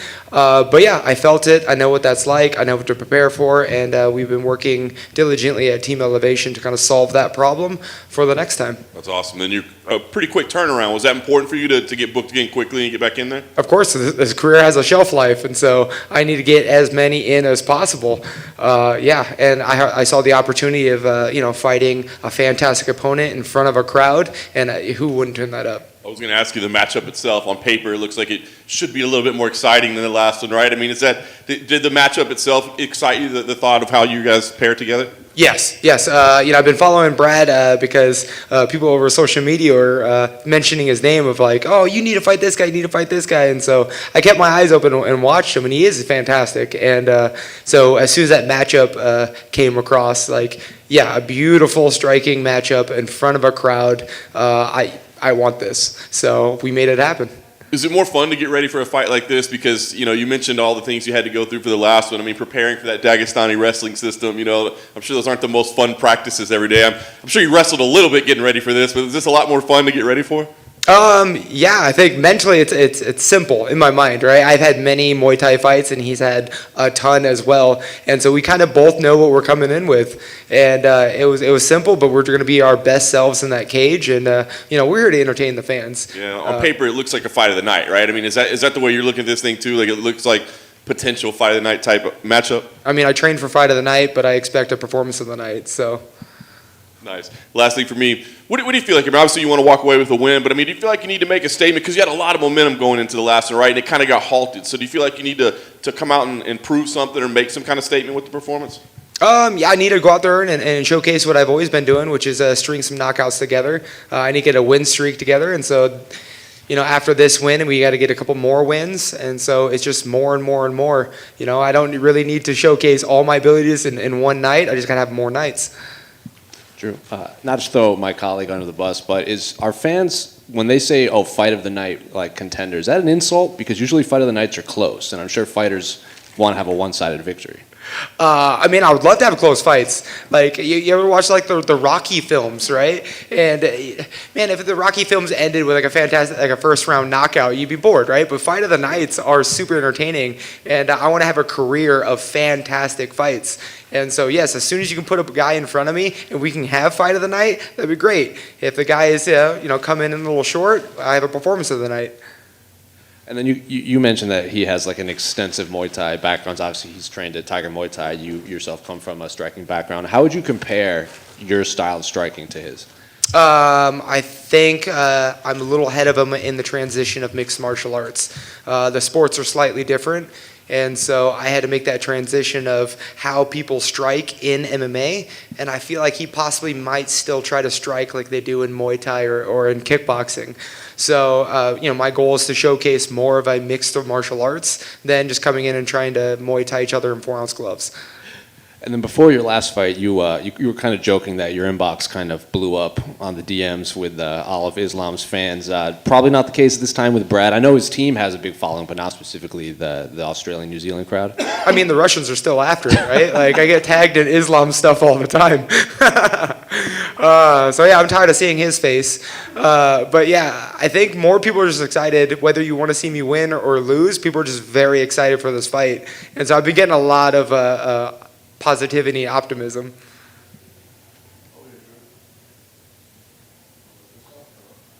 Yeah, you got a loud voice. There we go. You said you want to put a history of having entertainment fights. What's the mentality of that? Because at the end of the day, getting hit's not cool. I mean, it depends. I feel like I'm calloused to that idea. I really enjoy getting hit in the face. I preferably hitting him more than I'm getting hit. But I got into the sport knowing that we're also entertainers, and I'm here for entertainment. I'm here to put on performances, and the fans are the reason I'm getting paid to do this, and so I need to showcase a great performance for the fans. That added later be in front of a live crowd that's going to be hot on Saturday night? Oh, yeah. I mean, through 2020, I was trying to admit, like, I didn't hear the crowd, I didn't really notice, but, man, the crowds hit different, and so, God, being in front of them again, I'm so excited. And what do you do in between fights to kind of like recalibrate after because you be in a lot of physical wars? So what do you do to keep fresh and be able to come back better each time we see you? Hiring people and telling me how to best treat my body. I know how to mistreat the body, and then everyone else tells me like, all right, you need to eat right, you need to do some stretches, you need to warm up, you need to do this, you need to do that. So I'm talking to professionals and the right people to make sure that I can continue doing the sport as long as possible. And this is off the grid. Who's somebody that you want to see before you end your career, just from a style wise, like we're gonna put a hell of a show on, regardless if it's a year from now or before you hang him up for good? Who's somebody that you think you have to see? Paul Felder hung it up, and so that would have been a fun one. But Dustin Poirier is incredible. I would love to exchange with him. Conor McGregor. I'm saying, like, if they're looking for a backup, depending on how Saturday night goes, I would love to be a backup for that fight. But the reason I'm trying to get the win streak going and put the performances together, because these are the type of guys that I want to exchange with and put on shows for you guys. What about Gaethje? Oh God, but we do it every Tuesday and Friday night. So no teammate combat. So who knows? We might have like a video and team elevation to show you guys how that goes down. What do you make of Michael Chandler targeting Gaethje right now for a possible next fight for both your teammate and him? I think it'd be a difficult fight for Michael Chandler. I definitely know what Justin Gaethje's capable of, and judging by his last performance against Charles Oliveira, Gaethje hits a lot harder. What do you make of Charles as a champion? I think like a lot of people, like they viewed his early career, he had like almost a 500 record in the UFC, and then he strings all these wins together and is now champion. Kind of he himself's like new era in this division, everything. So what do you make of Charles as your division's new champion? You're only as good as your last fight, and so who cares how many losses you had, like how often you've struggled. We don't need seamless and perfect records to become world champions, and so we need to just learn from our failures and grow. And I mean that's why I love you guys. Like I'll get a win Saturday night, and who cares if I've ever fought Islam, right? Like, it doesn't matter what you've done, it's just what you've done recently. And Charles Oliveira showcased that it doesn't matter, what kind of struggles you went through, everyone has a chance to be world champion.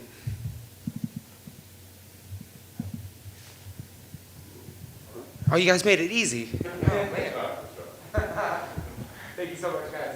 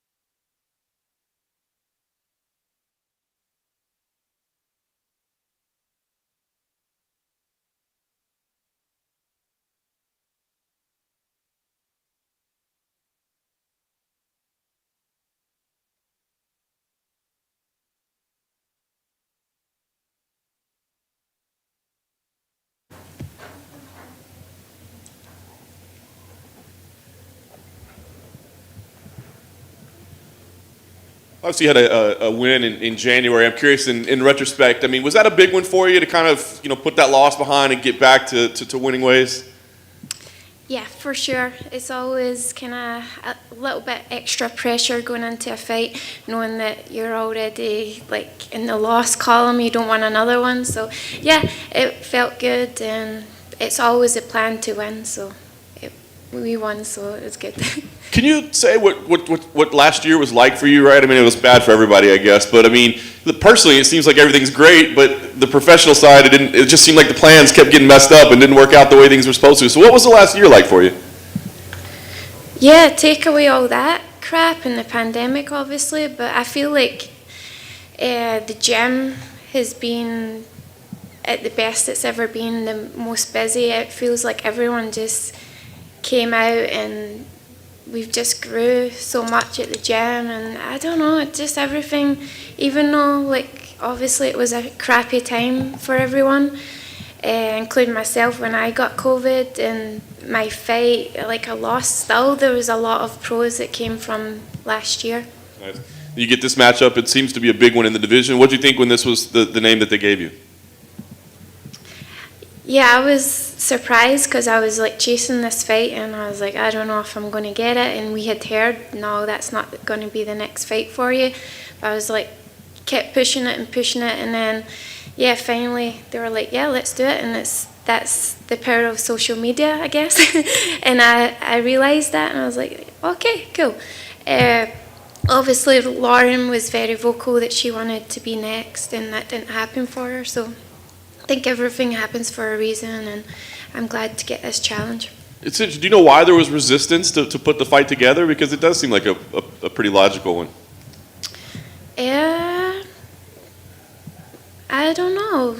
Just you never know with the UFC. You really don't know. Like you don't know what they're thinking and planning. They've always kind of got things going on. So I don't know why it wasn't going to happen, and maybe. I don't know. Nice. I really don't know. Stylistically, what do you think about her as an opponent? What do you think of the matchup? I love it. I love it. She's tough. We've both never really been stopped. I've only been submitted, so I can see this either, us both going the distance and putting on a great performance because we're going to go in there and let our shit go, and it's going to be a great fight for the fans. She said she expects it to be violent and bloody, I believe is the things that she said. Does that sound about right? Yeah, and we're both pale-skinned. We're just going to go in there and hit each other, and we're going to come out with looking like lobsters. With blood or just our skin being pink. That's funny. Last one for me. I mean, are you thinking about where this gets you and that sort of thing? I mean, could you sneak a title shot out of this? I mean, she is a highly ranked contender. I mean, I know you just had the setback, but I mean, do you feel like this could be a #1 contender fight? Yeah, but I'm ready for anything, not seeing past Lauren this Saturday. Obviously, that's my #1 goal and concern right now. But yeah, this is why I'm here. I want to fight. I want to keep fighting, stay active, and luckily enough, we have a champion in our division that wants to stay active, and she wants to fight all of us. So that's great for me. Jojo, did you see her lookalike that she brought in to her camp? No, but I heard she was a lot prettier than me. No. Did you think maybe returning the favour and bringing a lookalike of Lauren into yours? No comment, but my fiancé did send me the picture, and he was like, I think I'm leaving you. I'm sorry to hear that. Jojo over here. John kind of alluded to with his last question about fighting for a title. Is that something you have to get? Because it's kind of alluded to that title shot. Do you feel any extra pressure to get that, regardless of when it comes?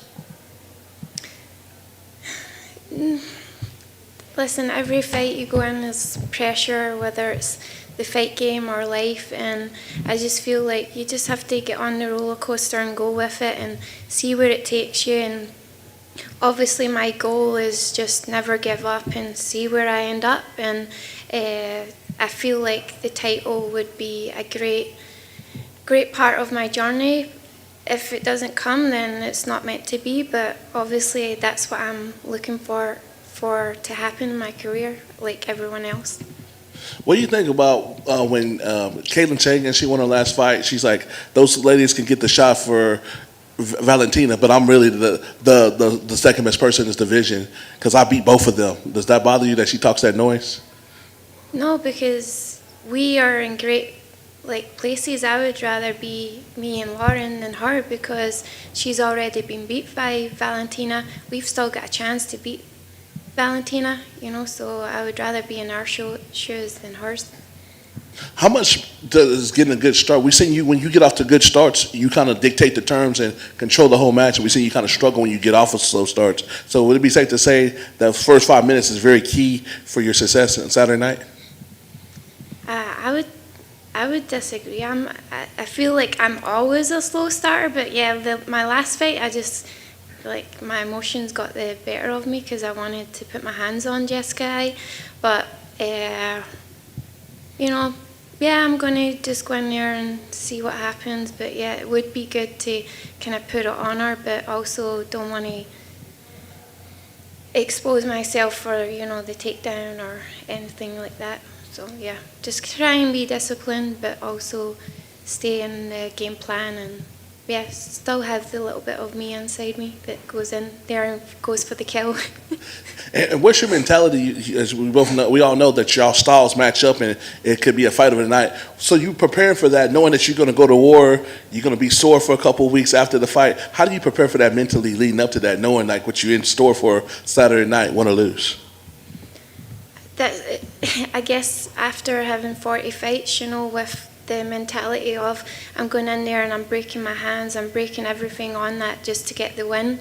It kind of gives you that you go in there and you don't care what happens to you in there, and you just want to hurt someone and get that W. So I think just of years of experience of just, okay, I could go in there and hurt myself, but you know what?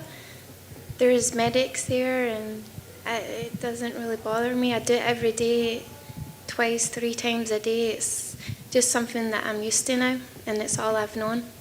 And final question for me, have you envisioned getting your hand raised, and we know that you're pretty good on the mic, would you call for a title shot, or are you just going to just kind of let it be? Or are you going to go in there and you got a speech for us after you went through a non-bloody 15-minute war with Lauren? Have you envisioned that, or is that not part of the dream? It's funny, I always envision winning and then, what am I going to say? But it never comes out on the night the same as what I've envisioned or what I've said. And this is why, my team are always saying, you should say this, you should do that. I'm like, no, there's too much pressure. I'm going to go up there and get the mic and say someone's name wrong or say something wrong and get my words tangled. And usually I just wing it when I'm there, and sometimes it comes out the perfect way, or sometimes it comes out, I'm like, oh geez, why did I say that? But don't give me the mic after I've just fought for 15 minutes. Jojo, right in the middle. You had said in your last fight, maybe the emotions got the better of you because you want to get your hands on Jessica. So do you prefer fights like this where there's just no animosity, or do you need that little extra something to motivate yourself to get in there? No, it's a fight at the end of the day. I know I'm going in there and I know they're trying to hurt me, so I have to be I have to be there standing with my sword and shield, knowing that they're coming at me. So I guess it's just every fight's going to be a defense mechanism of me being there oh shit, they're coming after me. And yeah, the last fight is just a good example of me bringing more of that out. And then one last one, Especially don't want her to beat me. Right. And then one last one, not to constantly bring up the title fight or anything, but Lauren was in here earlier and we asked her if she thought this was a #1 contender fight, and she said the only way we're going to get a title fight is if we get an impressive performance. We can't just stare at each other for 15 minutes and the winner's not going to get a title fight off of that. Are you in agreement that you need the good performance, or you're just going out there to get the W? Listen, this is the entertainment business, and yeah, we need to go in there and put on. I mean, right now we're in the prelims, so I would say, yeah, we have to go out there and put on a good show for UFC and the fans and for ourselves. Jojo, back here. You and Paul Craig are on a card again. Is that kind of exciting for you to represent Scotland together? Yeah, I just saw him earlier and I was like, it's pretty cool we're on the same card. Obviously, we want to put Scotland on the map and inspire other people from Scotland and just represent. You've had plenty of ups and downs in your career too. I'm curious, do you have a specific point that you would point out as the biggest learning experience for you? Oh my gosh, we've not got all day. But yeah, there's been a lot of failures in my career and life as well. And just rolling with the never give up and hopefully inspiring other people out there to not give up. One of your past opponents, Jessica Andrade, just fought for the title, of course, and having fought her and watched Valentina, what did you make of that fight and the performance that Valentina had? Valentina was awesome. I really thought it was going to be a different fight, and respect to both of them. But Valentina I was like, oh shit. She was impressive and dominant as she is. And yeah, it was a good fight for me as a fan to watch and see that. But I love challenges. Definitely. And your teammate, Ramona Pascal, she's got a fight this weekend as well. Seems like you guys have been having plenty of fun in the lead up to both of your fights. Just what's it been like getting to work with her in the lead up to this? It's been awesome because she's a lot bigger than me. So we're planning for Lauren to be much bigger than me. So it's been good to have that bigger body. And you know what? The best thing is our sense of humor. We can both banter between each other, so it's been a really fun camp. But obviously having the pros of her being bigger for me to deal with. Is having that kind of fun important to relieve stress, especially for the bigger fights? Oh, for sure. MMA is very stressful. It's like when you think about what we have to do every day, we have to actually be physically using our body, and you're usually having to use someone else's body. So it's a stressful environment, and we're in it most of the day. So it's good that you can have that banter and have a few laughs, and it makes it not that serious. But obviously when the time comes, you want to be serious, and we can have that switch. Absolutely. And last thing for me, JoJo, you're an Invicta alum, and we have an Invicta show coming up this Friday. And they're doing open scoring now. Just curious, what are your thoughts on open scoring? Is that something that you like, or just overall thoughts on it? Yeah, I love it. But I feel like I've got confidence in my corner team. They're going to tell me, hey, you got to go out there and put this girl out. So it would be good for that side of things, for them to have something to be backed up, because sometimes it can be close and you just don't know, so it would be good for that. But I'm all for it. Thanks, JoJo. Good luck. Thank you. One question is what you allude to with Valentina. I've asked other people in the division, so I'll ask you this. How does it feel to have somebody that has such a big shadow of a division that you got to compete with, that you need your personal best just to compete with them because of what they accomplish in their quote-unquote greatness? Yeah, it's hard because, every day you go in and you're like, oh, geez, is this going to be a bad day or a good day? And then that's always a worry of mine when fight day comes, because we can be good all week and then turn up and then be like, oh crap, I don't feel my arm. But it's just, that pressure is there, but I feel like the pressure brings out the best of you, so you just have to kind of be there mentally and physically, and that's all you can do. That's what your camp's for, to have the best camp you can, and then hopefully it shows up on the day.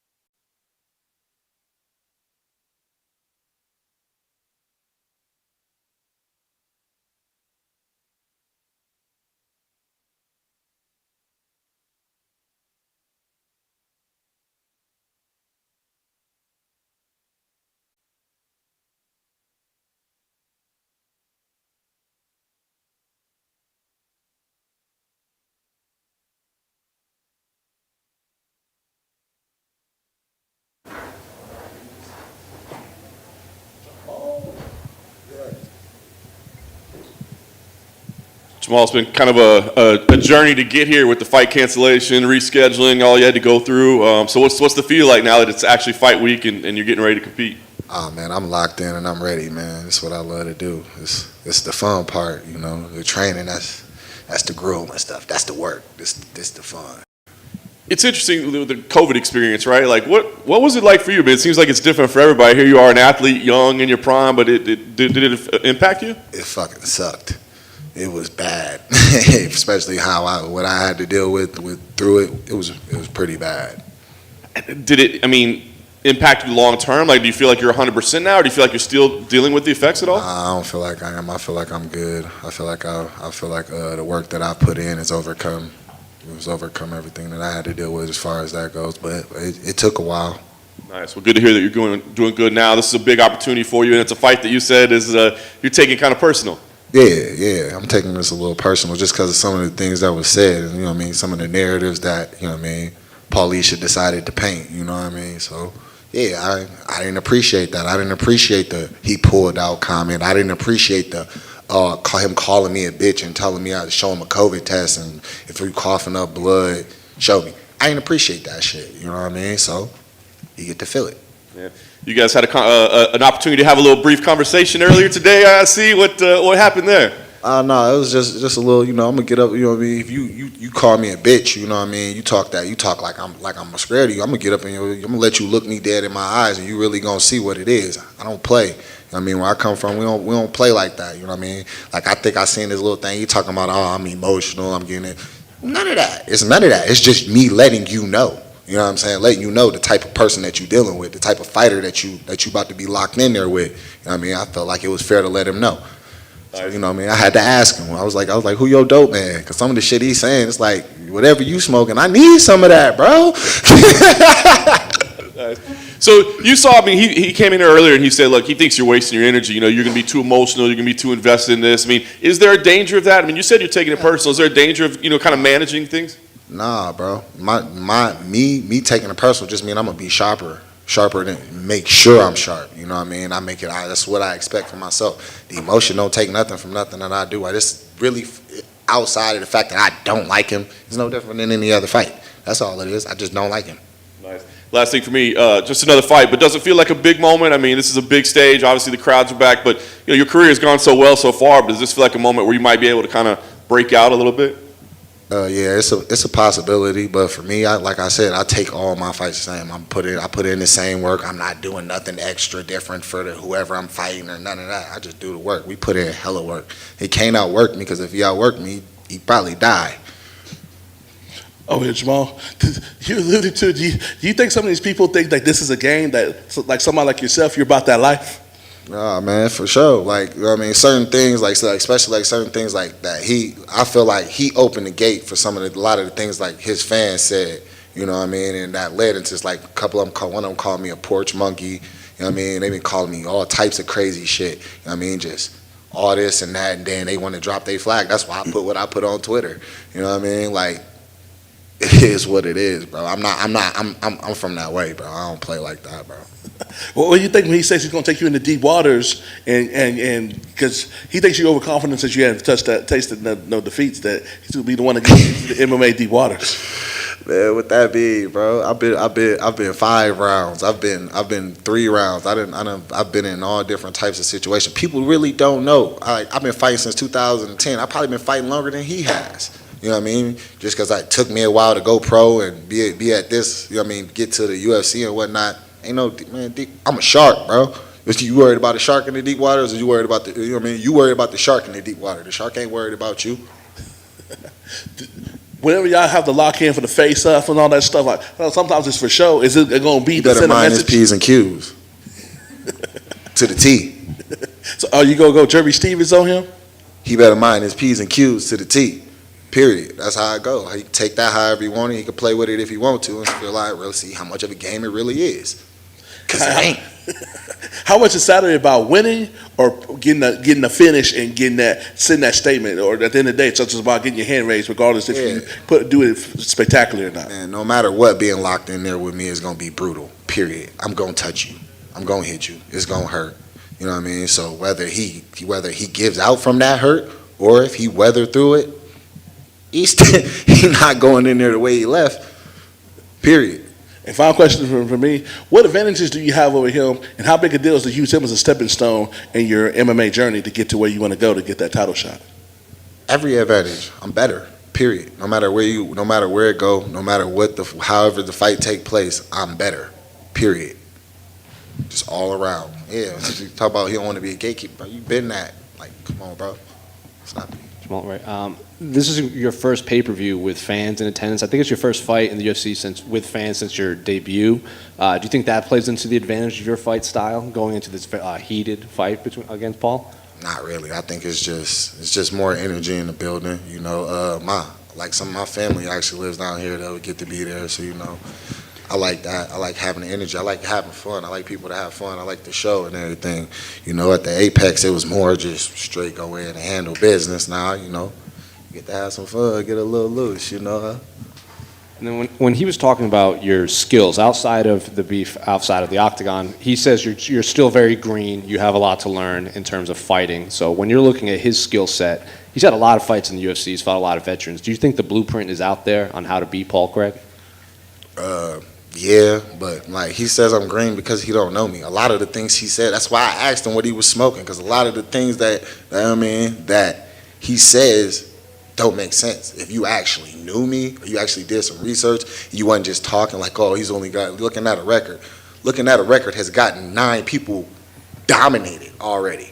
You know what I mean? It's got them completely dominated because they looking at like, oh, I got more experience. I got my fourth fight.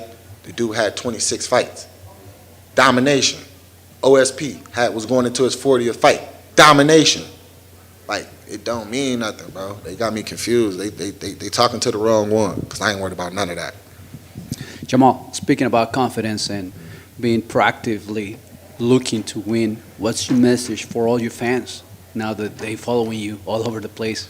My fans, they already know I love y'all. I appreciate y'all, you know. But y'all already know what y'all. They became a fan for a reason. Y'all know what y'all know what you know what you're gonna get when you when I'm in there. So yeah, exactly. Jamal, what about the moment? This is that big moment for you, where you maybe have that aha moment when you get into the octagon and you look out at all those fans out there and you're on a fight card this big, and every fight the opponents get better and better. You don't lack any confidence, but do you think at all you're going to look around and just go, whoa, I made it. This is where I'm born and where I'm destined to be? I mean, I'm taking it all in. Even right now, being here with y'all and everything, I'm taking this in. It's all an experience. It's part of my life. This is what I've worked hard to get here and be able to do. So yeah, it's all a moment. But is that gonna take away from the task at hand? No. I'm fully locked in. When I say I'm locked into what I came here to do. I came here to dominate Paul Craig. And how about not letting that animosity affect your performance at all? I ain't worried about that at all, man. My coaches already know. My people already know. We handle business, bro. All that. No matter how I feel about him or everything, I'm gonna fight the fighter in front of me. You know what I'm saying? I'm not gonna. I need to do this because I'm not like that. I'm not an idiot. I'm highly intelligent. My IQ in that ring is higher than probably anybody's in this game. They just don't realize it yet. You're just dripping with swag. Where does that come from? How did you develop all that? You born that way? The swag. Where'd that come from? Man, that's where I come from. You know what I mean? My brothers. You know, and it's just me, man. Just me. I learned at a young age. Just be yourself. Thanks, man. Appreciate it. Jay Jamal, you said that you feel that the UFC can promote you better, and since you said that, you're opening up the pay-per-view. You're the first fight. Do you feel that they listened? I mean, I'm opening up. They're giving me the opportunities. They're giving me the opportunities and the spots. But as far as like push on my name, like on social media and things like that, no, I don't feel it. But it is what it is. They're gonna promote who they want to promote. All I'm gonna do is just keep sitting here controlling things I can control, and that's keep dominating people. And finally, people are saying like this is a striker versus grappler match, but you've said that, I mean, you have jiu-jitsu, and if Paul wants to go down there, you're down to do it. Take a look back there. Take a look back there. You see that guy right there? Yeah. You see that other guy right there? I do. Bro, I've been with them since I was 18. I just turned 30. All right.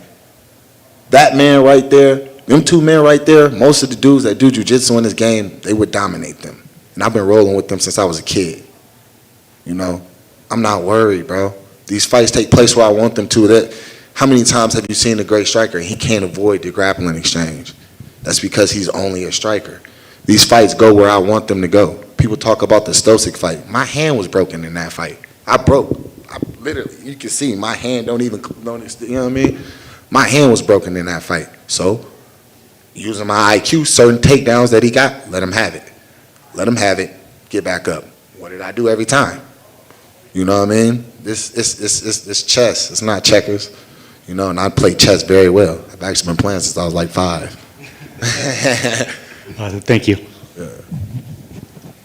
Man, you've been talking a lot about this fight, all the confidence, stuff like that. What round do you see this going? How do you visualize it in your mind?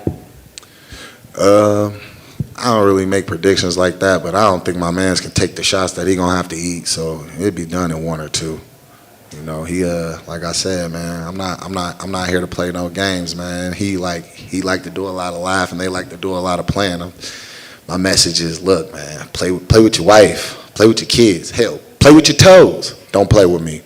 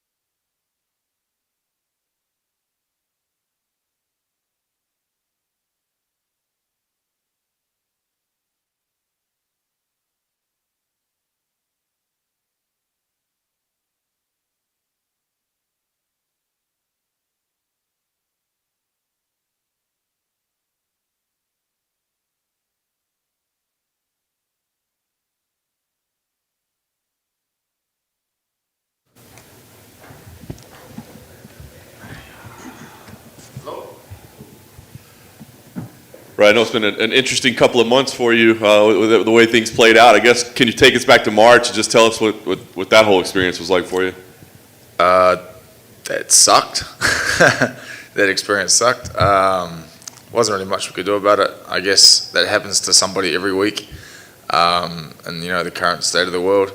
And unfortunately, that happened to me. I think it just sucked a little bit more because of the travel and stuff that we had from New Zealand in the quarantine. So, I could have stayed and fought a couple of weeks later and fought Gregor, but it was more the issue of I just had my daughter and I didn't want to. It's hard to get the vouchers to get home, right? So it would have extended not just 2 weeks, but it would have been 8. So I wasn't that keen for that. Talk about how that impacted this one. I mean, like you said, you could have stayed, but you went back. I mean, did it make training difficult or better because you were in fight shape? Oh yeah, it made it like the transition a little smoother. I just sort of chilled out in quarantine a little bit and then rolled back into it. And preparing for a striker is good for me because that's something I've been doing my whole life. So it's a little bit easier to transition to that camp versus going against someone collegiate wrestler like Gregor. So that's cool. I think it's worked in my favor. Yeah. Did you watch Gregor's fight at all, or did it matter? Yeah, I watched it. It was mean. Props to him. That was a pretty awesome fight. I love watching that. I was stoked that he got the win after his comeback. So, all goes well with Drew. I'm definitely going to start chasing him down again. Nice. You kind of touched on this matchup. I got to imagine, is this more fun to prepare for than getting ready for a Gregor would be? Yeah, so I only watched Drew a few weeks back, and so I didn't know much about him till then. I obviously saw the Islam one, but that was what it was. Islam grabs you, and that's sort of all she wrote. But I watched Drew, and I was like, man, this guy likes to come forward and fight and strike, and I was like, it's going to be pretty fun. So I got pretty excited. A couple of weeks ago. If I watch it at the start of the camp, I get excited a little bit too early. Nice. On paper, it looks like the kind of fight that could be like a fight of the night type clash between you two guys, very entertaining. Do you look at a fight like that, or do you have to think, no, I'm going to go in and dominate this guy? Yeah, definitely going to go dominate. I'm sure a lot of people think and would like it to be like that, like a very even striking match, and come out with some headaches. But my intention is not to have that. I like him. He's a nice guy, but I intend on murking him. Nice. Last thing for me, where do you go from here? I mean, this would be a big win over a guy that had been on a bit of a run. So, what do you do? I mean, are you trying to make up for lost time for losing that March fight, or do you just, what's the plan? Yeah, man. So I'll definitely try to grab a couple more before the end of the year. I'd like to fight 2 more times. My plan is this month, September, December, and then we'll approach next. I asked Drew this when he was out here, and I asked if when fans say possible fight of the night, if that's an insult because that would mean the fight is close. He said he wants fight of the night because if Rocky was a first-round knockout, no one would care. But in your mind, is a fight of the night an insult when they say it'll be when fans say that? Nah, not really. You're in this business to get tested and fight like the best people, and if 2 really high-level people go at each other, and it does end up the fight of the night, it's kind of like a compliment, I think. I don't think it's an insult at all. Yeah. And then I asked him to compare his striking to yours. He said maybe he's much more cleaner in mixing his striking to MMA. You might champion. Michael Chandler hadn't even made his UFC debut yet. Now Charles Oliveira is the champion. Michael Chandler's had 2 fights. So what do you make of the state of the top of this division right now? Yeah, man. There's why you look at it up or down. It's going to be a hard road to the top. And but the good thing is, you get to the top and you're legitimately the best in the world. At the moment, I think the UFC has the strongest lightweight division, hands down. So that's just appealing. You get that belt and you can own it. You claim you're the best in the world. So do you think that makes Charles the best in the world? I think a lot of fans still point to Dustin as being the best lightweight right now because he passed up the title fight to get the trilogy with Conor. Well, that's his problem. He shouldn't have passed it up. Now he can't say that he's the best in the world. He can say he's best in the world when he goes and fights Charles and beats him. So right now Charles is best in the world and he deserves that belt. Then finally, how'd you start working with Blizzard? I saw that on your Instagram. Don't you have a deal with Blizzard? Oh yeah, man. My manager, he did that all for me. So I like gaming, and that sort of just expanded from Call of Duty into that. And yeah, man, that's what I do on my downtime, I guess, or when when I don't have to look after the family, I get a little bit of extra time on my game. So are you a Diablo or a Warcraft fan? Warcraft, bro. There you go. Yeah, I've tried Diablo over there. In there every day, the mindset that the guys at the top have, just being a Yeah, like it's awesome to see, and it's very inspiring. I think the biggest thing is that we're a tiny country, and seeing like Israel become who he has become, that stuff kind of seems like a fairy tale to a lot of people in New Zealand or smaller places. So to like witness it from the start to the end is it's awesome, and yeah, what can I say, man? And then lastly for me, how much did you get to train with Alex Volkanovski in this camp? Has he been there through the whole, not through the whole camp, but how much of your camp was he there for? And will it affect you, not affect you, that you weren't able to train with him as much? Oh, none of it, man. He was doing tough. So, I didn't see him at all. I saw him the week that we both lost our fights, and then we haven't really talked too much since then. I gave him a couple of calls, but yeah, it shouldn't affect me. I should be all right. He would have been a good training partner for Drew. He's probably a little bit too short, but whatever. Same sort of style. Brad, back here. Despite the exciting nature of this matchup, was there any thought whatsoever to try and replicate Islam's game plan? Nah. Obviously, Islam, I can't really say he exposed a hole in Drew's game, because everybody knows that Islam's like another version of Khabib in a way. So I think he could probably grab and hold most of the division down quite successfully. So yeah, I don't think I'm going to replicate that. Yeah. Fair enough. Might approach it a little bit different way with my hands. So yeah, you guys will see soon. Is it more motivating for you to be on a big card like this? Yeah, it's cool, man. It's always to get quicker, but they go a lot quicker when your mates are hanging around. And ideally, how quickly would you like to climb up the lightweight ladder? Do you think about that, or do you try and stay present in the moment? Yeah, relatively fast, but I don't want to rush it. I'm not. I'm on the better side of 30 at the moment, so I'm going to be patient and get my way up there, but not this slow. Not like 8 months ago I fought slow. I'm not too keen on doing that again. All right, thanks, Brad. Good luck. Hey, Brad. Do you think a win over Drew will get you a top 15 spot? There was recently some movement in that division after it being kind of still for a while, and Sarukian got in there, and Moises got in there, and Drew was ranked 15. Do you think a win over him Saturday gets you in there? Well, is he ranked at the moment? Not at the moment. Oh, okay. Well, I guess theoretically it probably wouldn't. Then I guess if it operated the way that it should in the world, I'd take his spot. If I do end up ranked, awesome. I'd be stoked about that. But right now, my focus is just beating Drew, and he's worthy of being ranked. So if I beat him, man. Awesome. Thank you.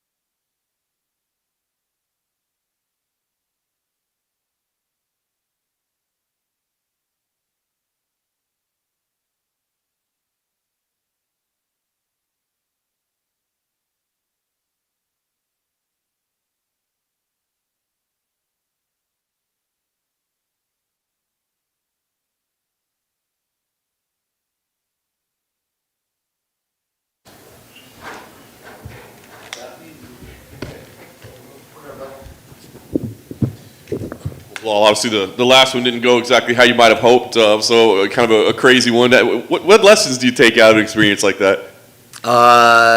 Wear goggles inside the fight. Like you said, it was definitely an unfortunate event, and it was crazy how it happened. But like, I still gained a lot from that. You know, showing the UFC I'm willing to step up on 3-week notice, take a main event fight, not afraid to go 5 rounds, not afraid to fight somebody that's top 5, top 3. So it's like, there's positives, and then there's definitely a lot of negatives. But me, I gotta always look on the brighter side. Yeah, I know you kind of campaigned wanting the rematch to run it back, and of course that didn't happen. Now you guys are on the same card. I mean, is there a little something personal there? I mean, do you take some offense to the fact that he's fighting somebody else? Yeah, you know, it's one of those where there's a little salt on my shoulders right now, but it's all good. It's like, for me, I got to get past Demian Maia. I don't want to get distracted with Leon and then wait in the back and give Leon a 3-piece and a soda. Then maybe that'll give me my rematch. It's a good plan. What did you think when they gave you Maia? I know it wasn't the fight that you were looking for, but obviously a legend in the sport. So what do you think when they matched you up? I was actually very excited for it because it was one of those fights I actually called for too. If I knew that I was going to get the Leon fight, because he's still a huge name, a great name, big name, and he's a legend, respected by all fighters. And to have a guy like that on my resume before he retires is going to be great. And like, literally, you know, you have a million people, oh, he's 42, yada, yada, end of his career, but he's literally 3-1 out of his last 4, and he literally almost beat Gilbert Burns. He had him in a bad spot, mounted him, took his back, so it's like, he's still dangerous, so I'm not looking past him. How do you get ready for a specialist like that, right? A guy that's so good in one area. Like, I've heard people say, you know, you got to drill jiu-jitsu every day, and I've heard other people say, I'm not going to get as good in jiu-jitsu in 6 weeks as that guy is, so what's the point? So how do you prep for a specialist like that? For me, it was like being very smart, putting on the gi, jumping guard a lot, doing a lot of flying triangles. No, I'm kidding. Like you said, I'm not going to learn all that jiu-jitsu in one day, one camp, so it's like, I didn't focus on that. I looked at the other things. You know, he's 43 years old. My training coach is 42 years old and is PFL middleweight champion. So, like, you know, I'm fighting a guy with that type of age. So I know what a guy that old feels like. So Lewis Taylor, I got him back there with me. So I got everything I need with him. Nice. He was here earlier, and he said, look, this might be his last fight. You know, he hopes to do one more, but if it doesn't go his way, it could be it. I mean, would there be anything special, I guess, or would it be almost bittersweet, like being the guy that, you know, destroyed the legend, I guess, and ended his career? You know, honestly, it's an honor to fight him and have him on there. And like, when I do beat him and he does retire, like, I'd rather have that than him lose 5 or 6 in a row, and then you're looking at him like it tarnishes like your legacy type thing. And I feel like he's held to a high standard right now because he was that guy that didn't change his game. He knew what he was good at. He did jiu-jitsu and he stuck with it. And he won a lot of fights where they fought for the title twice. So that's a different type of respect. He didn't have to change his game or, oh, I'm going to go to this gym or that gym or try to learn cartwheel kicks or anything like that. He knew what he was good at and he stuck with it and he won with it. Nice. Last thing for me, I mean, this would be a big win, obviously a very recognizable name. So where do you go from here? I mean, do you have your targets or anything? Do you keep chasing Leon? I mean, does he need to be careful with the 3-piece and the soda? I'm going to be rooting for Nate Diaz, you know, because obviously if Nate Diaz wins, then definitely the Leon Edwards fight makes sense. So I'm going to be Nate Diaz's army. Hopefully he wins that fight. Otherwise, you know, I want to look for somebody definitely top 5. I don't want to look past Maia, but it's like, when you beat a guy like that, you deserve a number 1 contender fight or guys that are in that title picture. Well, right here, you like in February after your win, you were calling out Li Jingliang, saying like, it doesn't make sense for me to call out these big names because I'm I think your phrasing was high risk, low reward for a lot of these fighters. Now you're getting Demian Maia, someone, as you said, future Hall of Famer and all of that. So do you think that is a direct reason you got this fight because you are willing to step on short notice against Leon Edwards? Yeah, definitely. Like you said, like I called for Li Jingliang because I'm sitting there, man, I won 8 of my last 9 fights. They haven't given me a ranked opponent. All these guys are saying no, and I'm like, what the heck? What do I need to do? Then I was like, me and my coach were literally talking. We're like, dude, we have to be ready to step up because that's the only way that these guys can't say no is if it's a week notice fight. They already had a full camp, so they have to say yeah. So then we figured it would be that way, and I'm glad like the UFC respected that enough to give me a bigger name than Li Jingliang. And then so I still skipped a couple of rungs on that ladder to the top.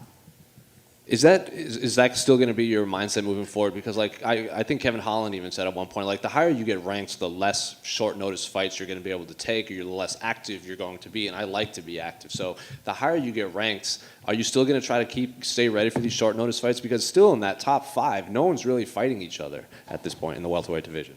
Yeah, it's like one of those things. Like guys like Holland shouldn't be taking short notice fights because he sucks in wrestling. Me, I'm good everywhere, so I could compete with any of these guys, top 5 to top 3 in any aspect of martial arts. So like, I'm not gonna be afraid to take a short notice fight like that because I know I could compete with these guys anywhere, and I'm always in shape and I'm always ready. So like, I'd rather take a short notice fight because I mean, like you said, it's like there's less nerves with it. You're not sitting there studying this guy for 8 weeks, dieting hard, sitting there being annoying and being hangry all the time. So it's like, all right, I just got to do that for 1 week. Cool, let's do it. And we can't have you up here without bringing it up. A lot's going on overseas. I think you're probably the kind of the face of in the UFC for like speaking out about what's happening in Palestine and everything. So has that been a distraction at all to you with people approaching you, or even your mindset being on what's going on over there? It's one of those things where it's like you literally get depressed just going on social media because you see it, and that's where you get the real news is from social media nowadays. But for me, it motivates me because it shows me that I'm fighting for something more, knowing that those people are looking up to me and knowing that like a win for me is a win for them. So I just want to give these people something to cheer about, something to be happy about, whether it's for 1 day or 1 week, that I know that my win is their win. Belal, right here. Just a question about your mindset in terms of preparation and having to take that long road. All these fights you're winning and waiting for a ranked opponent. Then you finally get Leon and that happens. How is it mentally for you to stay focused and stay ready to keep striving to be at the top, knowing that maybe some things aren't going your way luck-wise along the way? For me, just enjoying the journey and enjoying the process, knowing that like everything's already written for me. Like I'm a very religious guy, so like I know that God's plan is greater than my plan, and I know that sometimes the longer road is the better road for you to take because you go through the ups and downs, and then once I get to the top, it's gonna mean a lot more to me, knowing that I went through all of this, all that, and then once I get that belt around my waist, it's gonna be worth it. Does it make it easier almost? I mean, when you finally get there and you get fights like this against a legend like Maia who's been fighting champions and #1 contenders, does it make it easier almost, your mindset when you get here to just be ready? Because you've been waiting that long, and then when finally the door opens, it's charge right through there. Yeah, exactly. Now it's time for me to prove it. A big thing, it was like, you don't want to go in there. Obviously, I respect Demian Maia, he's a legend, but like I don't want to go in there, oh my God, I'm fighting Demian Maia. Like, I belong with these guys. So it should be one of those things like, Muhammad's fighting Maia. It's not like, oh man, he's fighting a legend, Demian Maia. I'm going to be a legend myself, so I'm ready for it. And a big crowd, the biggest and best fight card they've ever seen in Arizona. I know you're excited to be a part of that. Yeah, I can't wait for that energy, man. It's going to be a different type of energy. I'm already getting used to it again, fans waiting outside looking for you just to sign an autograph or something like that. And it makes fight week real again. It's showing us that we're getting back to normal. Thank you very much. Good luck. Well, over here. Well, say that this is your moment. You feel like this is your time because you got a certain swag and confidence all at the same time. Like, this your time to let everybody know what we've kind of seen with you getting all these wins, that you have a chance to get that belt one day? Yeah, I always got swag. But like you said, now people are starting to just realize it. They're starting to see it now. I feel like it's kind of like with Masvidal, where he's always been the same person. He's always fought the same way. Like, he was always that guy that, the real diehards knew who he was and things like that. But then all of a sudden when the UFC started realizing, oh, this guy got a personality, this guy is promotable, then now he's one of the biggest stars. And I feel like that's what I'm going to be. So you got the confidence, you get your hand raised on Saturday night. Are you going to get on that mic and call straight for Leon? Or are you going to get on that mic and pull something that we only see coming? Can you give us a preview of that? You don't know. Maybe I'm an analyst now, so maybe I'll go back there, be on the desk, and call Leon's fight. So I got a lot of plans up my sleeve right now for Saturday night. I can tell. And give some insight to the 7 days out that you did with Will Harris of Anatomy of a Fighter, because from a human aspect, it gives us the insight of you as a person and your religion, being a Muslim. How beneficial has that been, or kind of refreshing to have that positive spin so people can know who the real Belal Muhammad is personally in and outside the cage? Yeah, honestly, Will Harris does like an amazing job of like really telling your story. Not telling you to, not faking anything, not telling you to, stand like this or do this for me real quick. He just literally tells the story in such a beautiful way where fans understand it, and it doesn't have to be in like a conflict of a way, where like I'm trying to show that I'm better than somebody or my way's right or your way's wrong. He just explains it. He gives you the info, and you can take it whichever way you want it. And I'm just glad that people who watched it, they've all loved it. It's all been positive. And for me, it's an amazing thing too, because it's informing people of what's happening in my country and like what's going on with me as a person and my religion, and showing you that we are real human beings, we are real people, and like fighters in general, we're not all crazy, we're not this, we're not that, we're not angry people, and it just like it shows you we're more down to earth. And that's why I love the way Will Harris does it, because he just shows you the real side of fighting. And do you feel any extra responsibility being like the voted in face of Muslimism in the MMA world, because it's not really talked about at all? It's kind of like taboo, in fact. I mean, I think Habib did a really good job of bringing the Muslim culture into it and showing you guys what our culture means, and about like respect and discipline, and how like even after his speeches where like respect your parents, like that's not like that. Everybody should respect their parents. It doesn't have to be a Muslim thing, but it just shows that like we don't have all these crazy rules or anything like that. Like you need to do this, this, and this. Like it's just showing you that a lot of these Muslims are just normal, just like you and me. And we just do certain things a certain way, but 90% of the things we do is just being a good person. And if you brush up against Leon, are you gonna get out of character, or you got this not a Leon week? But if you see him, or you got something to say to him, y'all come pass each other in the bowels of the hotel or whatever, or it's like I'll see you when I see you. Nah, I already saw him. I tried to poke him, but he ran away. But I'm messing around. That's what I got my dude Lewis Taylor with me for. He's the one who hands as a side business if anybody tries to get jumpy with me. That's what he's here for. But no, like I said, we're professionals. I'm a professional. I'm not going to sit there and try to start a fight with somebody out of it. I don't get paid for it, so it ain't worth it for me to do something like that.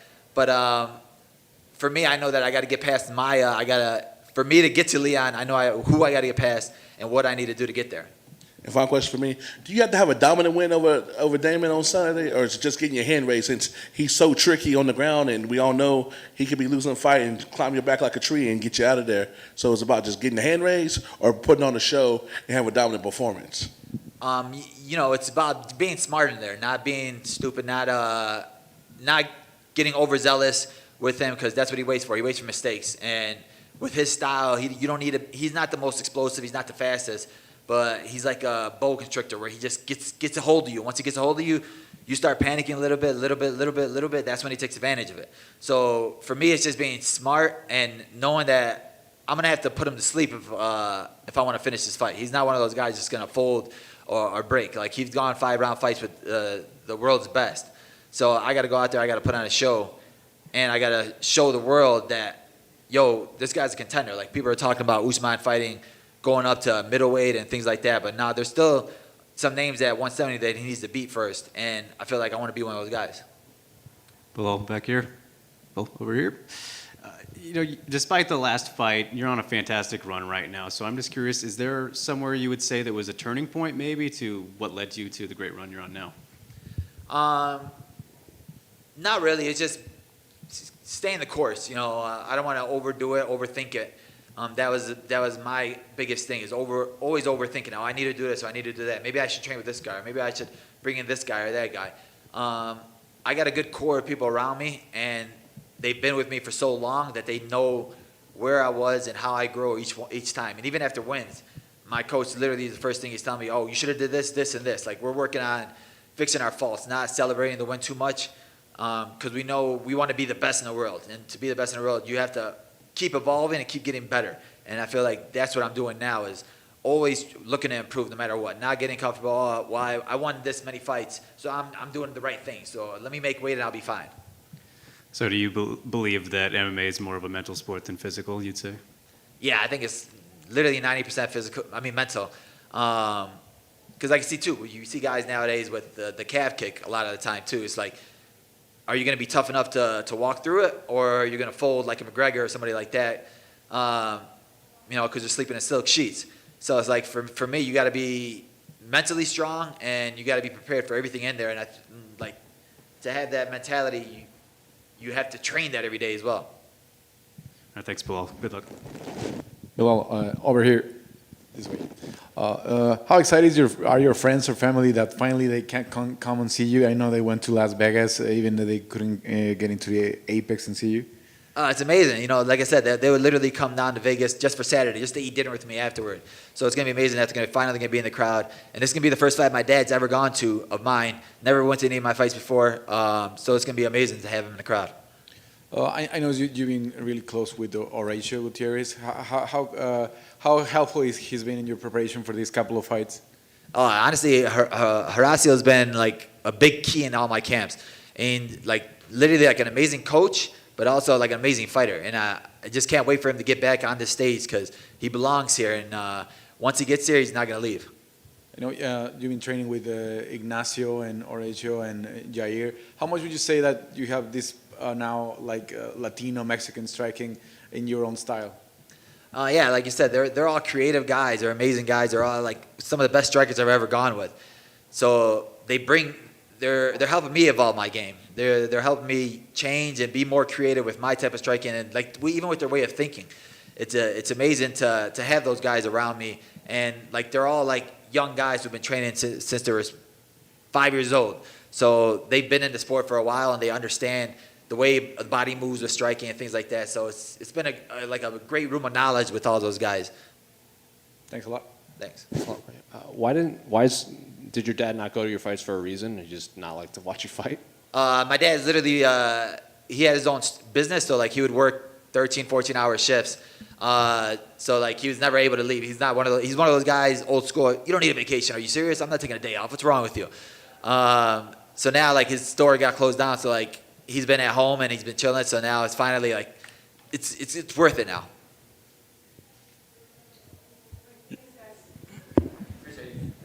Dig the podcast. Thanks, bro. I do.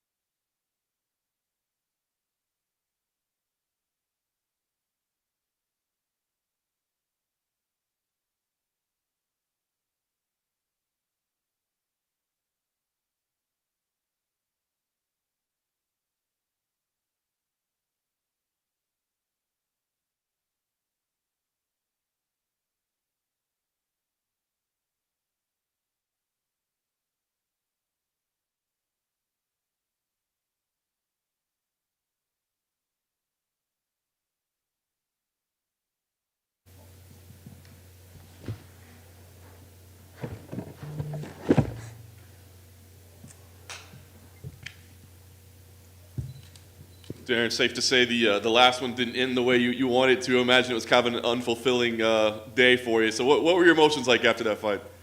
Fed up, man, because I went through hell to make weight for a 4-minute match to get sent back to England. Fed up, man. Could you see at the time? I mean, did the doctors make the right decision, or do you feel like, man, I should have been able to keep fighting? Keep fighting till you kill me.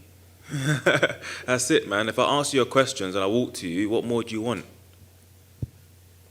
So was it important for you that they put this exact fight back together? I mean, obviously you just wanted to compete, but was it important that they put this one back together? Yeah, 50-50 in the sense of like, I don't care if it was someone else, just want to fight, to be honest. Yeah, so. Talk about the preparation. Now you've been in there with him. I mean, he was having some success against you, so do you feel like that was just that night, or do you feel like I got to make some changes to how I approach this fight? A bit of both. Yeah, it was that night, and yeah, there's certain changes. There's a reason, well, yeah, he got a good shot. You know what I mean? There's a reason why that went that way, and people around me know the reasons why. So, yeah, a lot of change have been made now. So, some things kind of going on outside the cage. Is that what we're talking about? Yeah, basically, yeah. So, I've got a very good poker face. Yeah, I've got heart. Do you know what I mean? So, I'm one of them ones like whatever's going on outside, in there, I'll never shy away from it. You have to kill me. Like I'll drop, but I'll get back up. Somehow, some way. Even if the ref didn't stop it, I was gonna get up anyway. Like you have to finish me off. Me personally, if I had someone in that position, they'll be dead. So. You talk about the weight cut. Are you done with that? Yeah, man. That's what it is. I'm not gonna lie to you. I don't make excuses. Like I said, he had a good shot though. Got a good shot, but the game plan that I wanted to pursue couldn't go without no energy. I was having the first half, like no one forgets. Everyone just sees him dropping me in the second half. The first half went my way. Had him on the back foot the whole time, but I was just too static, too stationary. And then from when he held me, a lot of energy went down. Like, it's just pissing me off, man. Sorry for the language, it's pissing me, like, it's not just that fight though. It's every middleweight fight I had, like, I ain't no hypocrite. Even the fights that I've won, I'm grateful for, do you know what I mean? But everyone just gets me there and holds me there. And it's like, I'm trying to get out, do you know what I mean? Sometimes I do, sometimes I don't. But that don't happen to me when I'm at a camp, you know what I mean?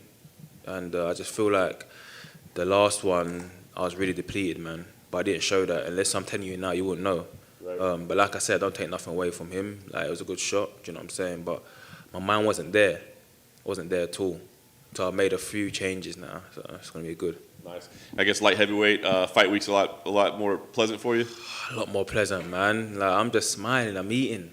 Yeah, all the food you can imagine, I'm yamming it, man. Any ice cream, all these, I'm just yamming it all, man. I'm just happy. And that's been like that through the whole camp. And in my eyes, I believe that you shouldn't make weight when you're in camp. Make weight in fight week. Enjoy your camp, do you know what I mean? That's one thing I haven't had for about 5, maybe 6 years or 5 years. I haven't enjoyed a camp, do you know what I mean? I've enjoyed it, like 50-50, do you know what I mean? But not fully like this. And as I noticed, when I've enjoyed it, the stats have gone up. I'm beating like records in the gym, and there's no downward motion. It's all gone up, up, up, up, up. Do you know what I mean? So, and even fight week as well, people are saying to me already, like, you're smiling a lot more, you know, interviews, you're smiling a lot more, do you know what I mean? Apologies if I'm not now, I'm just tired, but you get my drift. Maybe heavyweight next. Oh, don't test me, man. It's a lot of rice and peas and jerk chicken for that, man. Oh. Nice. Last thing for me then, talk about the goal here. I mean, do you feel like you got to like make some kind of statement that this is your division, or you know, get some revenge for what happened last time or anything like that, or is this just a fight? It's mainly just to give my body a recovery, like give my body a rest. I mean, I haven't left middleweight. Everyone assumed that I've left middleweight. I need a break. I've been cut. I'm not a middle. I go middleweight because of my height and my reach, and do you know what I mean. But I walk at a heavyweight. Do you know what I mean? And I've been doing that for, I don't know my record, 11, 12 fights now. But my body needs a break, especially in the condition we're making it in now. We don't get to use saunas, so we're using portable saunas. That's why you're seeing people drop. And I've done that 3 times now. And believe me when I say that, when I'm on the scale, yeah, I love to drop. It feels so comfortable just dropping down, but you can't. You've got to stand strong, do you know what I mean? So I understand why people are dropping. But yeah, back to your question. Yeah, I haven't left middleweight. It's just I need a break. Do this one, maybe another one, do you know what I mean? Body needs to recover. And I've noticed, being this category now, my body has recovered a lot in the sense of like training and how I'm performing and just how I'm being in fight week. Is it a revenge thing? I don't know, man. People take this shit too seriously, man. At the end of the day, it's a sport. Do you know what I mean? Just go fight and enjoy it. That's what I miss doing. Happy fight is a dangerous fight, right? So I can't remember last time I enjoyed a cut until now. Do you know what I mean? So yeah, we'll see how it goes. I just want to go and have fun, man. Just like, you know, actually walk out and just like, yeah, smile. Like, yeah, time to go. You know, do a little shimmy in there. Like, so just some madness in there. That's what I'm like when I'm at a camp. But you guys don't see that. You guys just see me like depleted from the day before. Everyone just sees you walking out. They don't see what you go through in a week. They don't see your coach pick you up off the floor when you're cutting weight. That ain't happened now. Yeah? He ain't picked no one up, man. I'm standing up strong. Do you know what I'm saying? I'll get carried and took my top off, but I don't want to embarrass a few people, but yeah. Darren, do you see this fight anyway going the distance with y'all being so familiar and both being explosive guys at a bigger weight class? Is there any way it goes the full 15? Maybe not. You know, that's the beauty of MMA. Anything can happen. You know, you wear them small gloves, I'll drop him, he can drop me. You just never know, but I'm prepared for the distance anyway. Do you think he's coming in a little bit overconfident, thinking that, hey, I was winning. If that fluke accident didn't happen, I was gonna get that hand raised. I'm just finishing what I started. Yeah, that's normal. But like I said, I'm not depleted now. So it's gonna be a different ball game. But again, you know, MMA. He will have some sort of confidence. My game plan ain't changed. My weight's changed, and I've made a few changes and tweaks, and it's gonna be lightning, man. Like you're gonna be. I'm not in this category for good, but there's no light heavyweight that moves like me. You lot didn't see movement last time. I started off well because I got heart, I got a good poker face. I was drained. So he will come in confident, but it's okay. It's good to be confident. I'm coming in happy and confident. Two confident fighters are going to have a good fight, right? So. You alluded to the wrinkles and change. Can you give us some insight? You've been very vague about that. I can't give you I heard you say it 2 times already. That's so. naughty. That's naughty. You're asking for a lot, man. Do you know what I mean? I just know I've made some changes. Like, a lot of these guys want to grapple.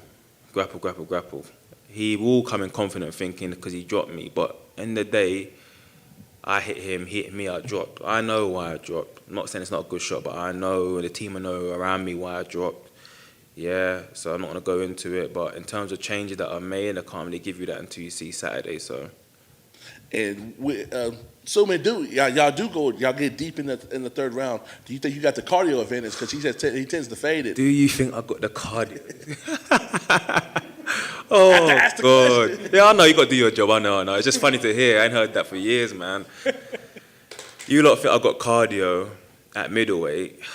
And like I said, that's me, depleted, and I got heart. I've got a lot of cardio at light heavyweight because it's just me being normal. Do you know what I mean? Don't get me wrong, we're human beings. He weighs himself on me, I weigh myself on him. We're going to get tired, innit? But I'm confident in my cardio. Like, I'm a 5-round fighter. Do you know what I mean? So, but obviously it's 3 rounds. I got a lot of cardio, trust me. I know something might happen. You might pull me back on it and say, Darren said you got a lot of cardio. Hey, you think you're slide. I'm not that guy, man. I want to say it in my chest, innit? I got cardio. Okay, yeah. Here's something I do want to ask you. I've been coming to sport for a few years, and one thing I've never understood, and you kind of said it, you say you rather cut the weight during fight week than during training camp. What is cool about losing 25 pounds, 20 pounds in like 4 or 5 days and then you get hit in the head on Saturday? I've never comprehended that. So can you give me some insight to that mentality? I know it's in the sport. What's 25 pounds in kg? I can't convert. I'm a smart man. I work in I can't kg, convert so I like don't know.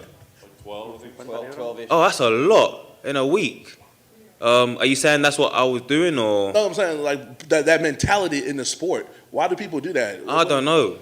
But I know why people do that, because they don't fight in their own weight category because they're scared about the people's sizes. Everyone's big on this size, isn't it? Yeah. But I believe, just like fight where you're comfortable. I think Bisping said it one time in an interview. Do you know what I mean? Stop being I ain't gonna say on camera, and just fight in your category. Like, it is what it is, man. Like, yeah, these guys are bigger than me. So, but like I said, you guys don't see me at a camp. Like, they're bigger than me, longer than me. But when I'm happy, and I'm hydrated properly, it's madness. I don't know why people do that. Well, sorry, I'm going back on myself. I do know why people do that, because they're getting told you can't go in this category because people are bigger than you. But then what happens is you got a lot of weight to lose on fight week, and you're getting all grumpy and you're getting depleted, but you've got to perform like that. And I personally think, I don't know. I think when you're fighting depleted and you win, it's some sort of luck. You should be fighting fully hydrated, feeling good. All right, cool. At worst, lose about, 4 or 5 kg maybe at max, but to lose 12, that's a madness. But again, like I said, I know why people do it, and I was one of them. And my final question is, this year, before fighting UFC, how cool is it going to be to fight in front of a light crowd? You think you're going to be extra jumped? Got that juice in the building? Yeah, I'm Saturday night? Yeah, I'm definitely going to be jumped. I mean, they boo me anyway, so I'm going to be jumping to the boos, innit? It's what it is. So, but it'd be nice. Yeah, it'd be nice, man, running out, do a little hand slaps and that, you know what I mean? Like, and then when they call your name, like, boo, like, yeah, give me some more boos. Like, you know what I mean? It'd be nice. If they cheer me, I'd be happy, though. It'll be luck. I'm used to it, though. Do you know what I mean? I'm used to hostile territory. But it'd be nice. Darren, over here. Yes, sir. Congratulations, by the way, on the big stage. Big fight for you. You get that rematch. But I want to ask you about your journey, man. I asked you this last August before the Patola fight, or maybe after. The journey of having to go back to Cage Warriors and then come back to the UFC. How much did your mindset change when you came back? How much did that maybe help you? And for anybody out there who might be struggling, who maybe has to take a step back, or not having their dreams come exactly true the way they want, and then have to step back and go a different route to achieve them to get back. Can you talk about that journey and what it was about you, that mindset that allowed you to stay focused and know you were going to get back here? I mean, it's the people in the journey that's allowed me to stay focused. My missus, my kids, family, friends, my coaches, they're the people in the journey that's allowed me to stay focused. it's not easy. I mean, let's be real, like, everyone's big on this paper thing. And on paper, my career's doing this and that and this and that. And I do wake up sometimes and think, oh, F this, man, this is long. I mean, people say, like, I feel sorry for you, Darren. I feel sorry for myself sometimes, but it's what it is. But what my coach, Jermaine, always says is that, forget what's on paper, yeah? You've just gone up, yeah?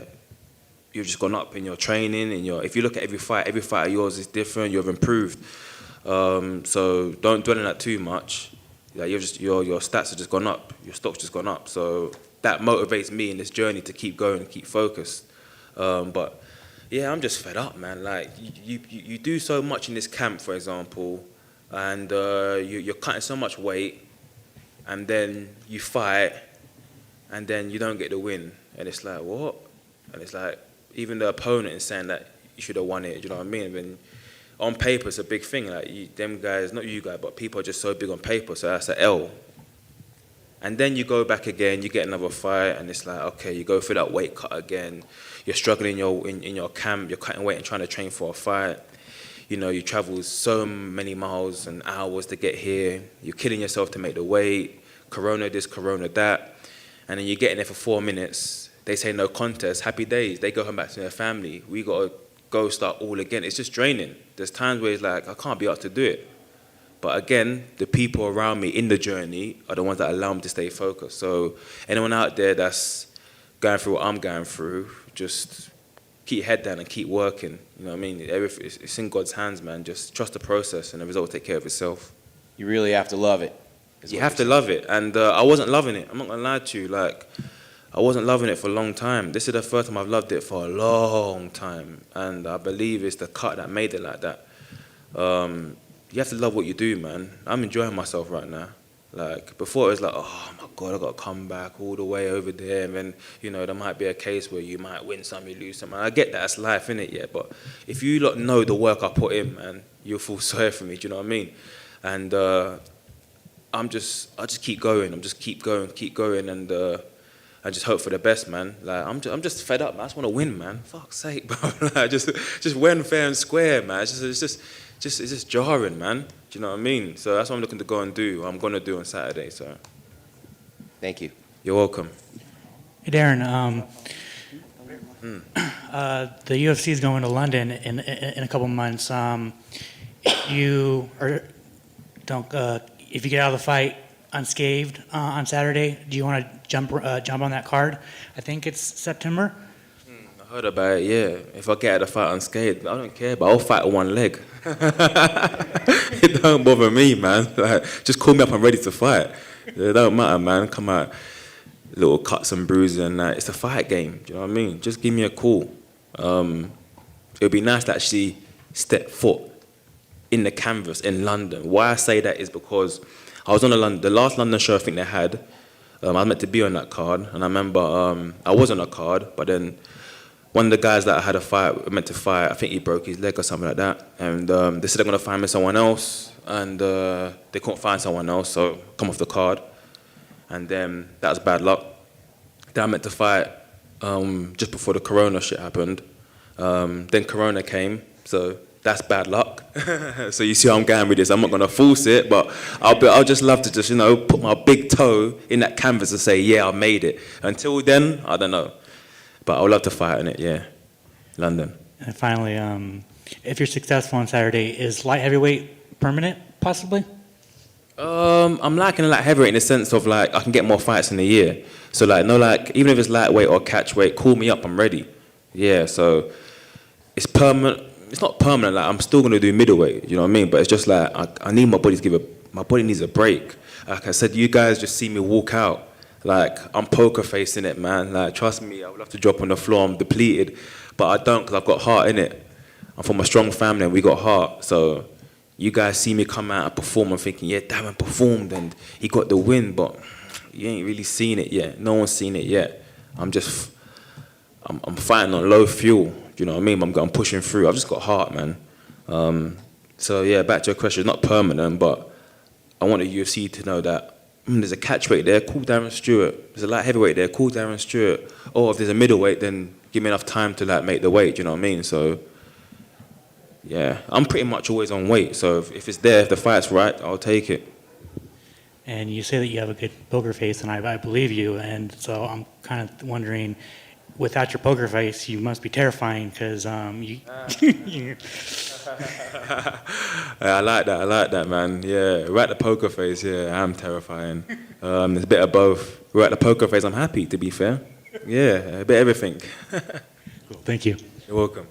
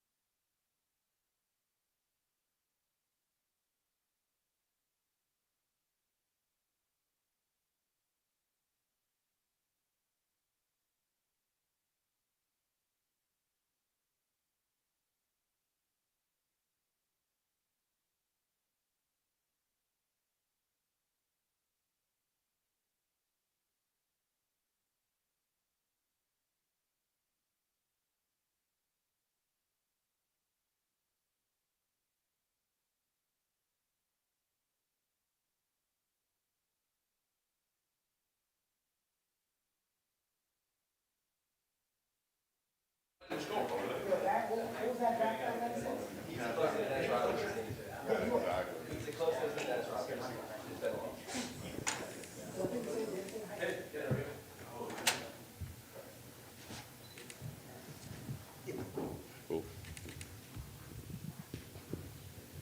Hakeem, I guess talk about just kind of getting here and what it's been like, because you had a fight lined up earlier in the year and you had to withdraw from that. So what's kind of the journey been like to get here?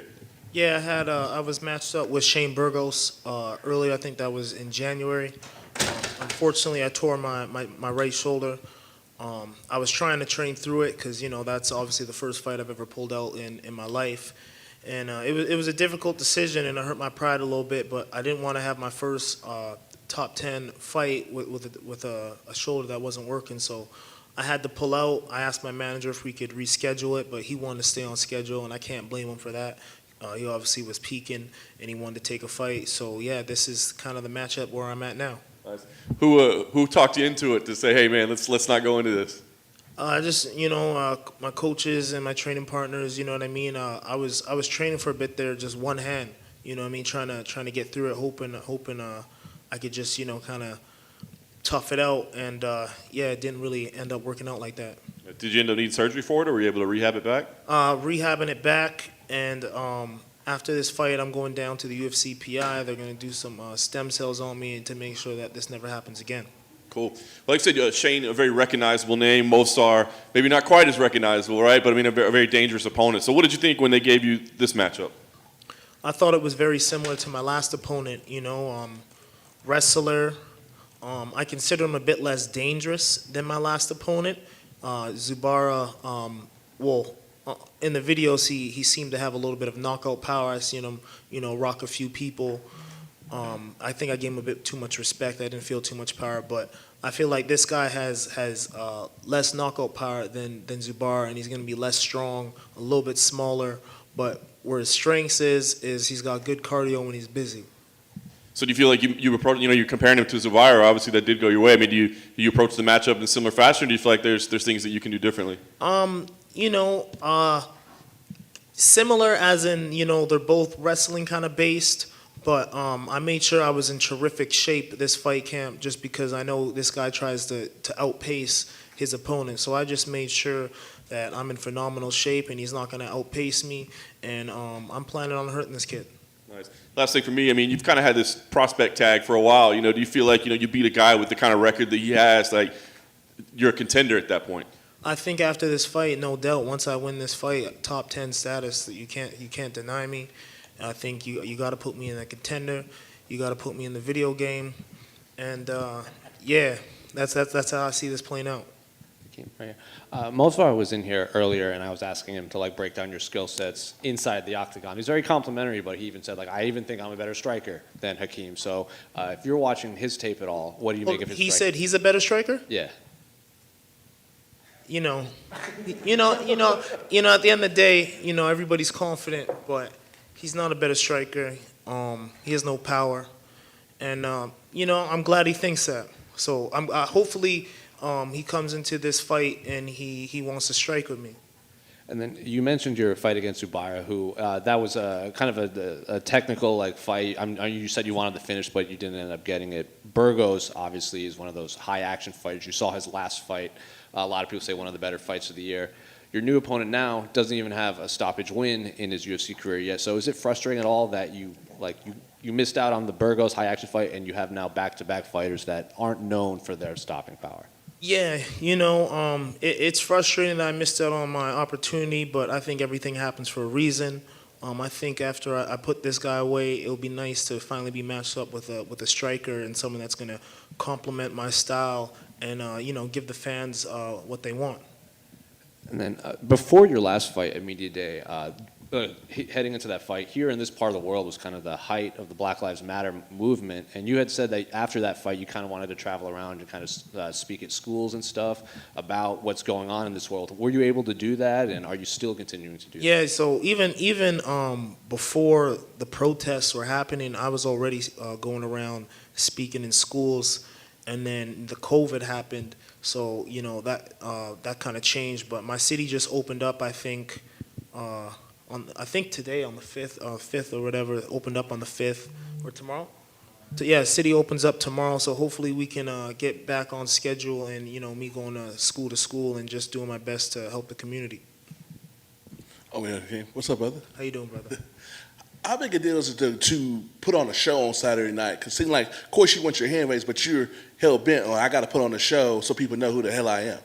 Yeah, definitely. Like, obviously, winning is the most important thing, but you want to win in style. You want people to be like, yo, that kid was really fresh.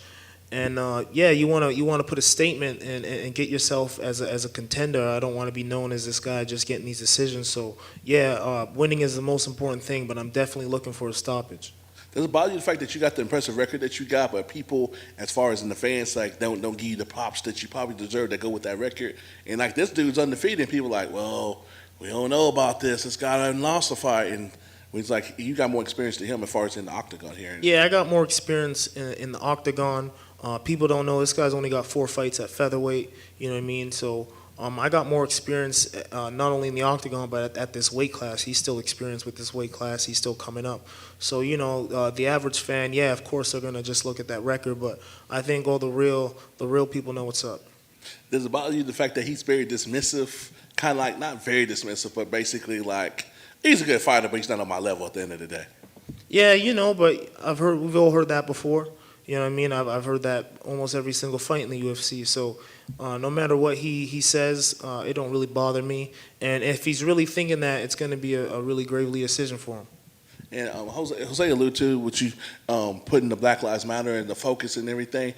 How much do you think that goes overlooked in this sport that's called MMA, that people, regardless if it's religion or it's something like Black Lives Matter, people don't really talk about that. Y'all have those platforms, and it's kind of some way it became y'all responsibility. Does that bother you, the fact that you kind of like pushed out there and then nobody kind of like on a limb by yourself, because people don't do that when, even though that's the platform that you got to do, and you should be able to feel comfortable doing it? Yeah, I think certain people feel a little bit uncomfortable about it, but it's one of those things that I feel like, if you haven't ever experienced it, it's definitely something that you can overlook, and something that some people might even hate on a little bit because they just don't understand the frustration what me and my people have been going through. So I think it's definitely just one of those things that if you've never experienced it, they don't really understand the frustration and how urgent it is we want just for equality and just to live. And I have a co-host that he's over in Canada like you, and he's been locked in. How's it feel good that Trudeau kind of finally gonna let y'all out tomorrow, that y'all can be able to go back and forth without all the craziness that is COVID? Yeah, definitely. I'm really excited to when I get back home, everything is gonna be open. Get back to just normal society, normal training, and normal socializing, and just living life and putting this crazy past 2 years behind us. And final question for me, had nothing to do with your fight. What you think about the craziness that was the Mayweather and Paul fight this weekend? I know you like to watch different stuff, or are you just so locked in that you had no time to watch that fight? No, I bought the fight. I was a little bit upset that I bought the fight. I'm not gonna lie. Like, it wasn't what I thought it was gonna be. I wish I didn't buy that fight, but at least I saw it, and I'm gonna put that behind me and never think about that again.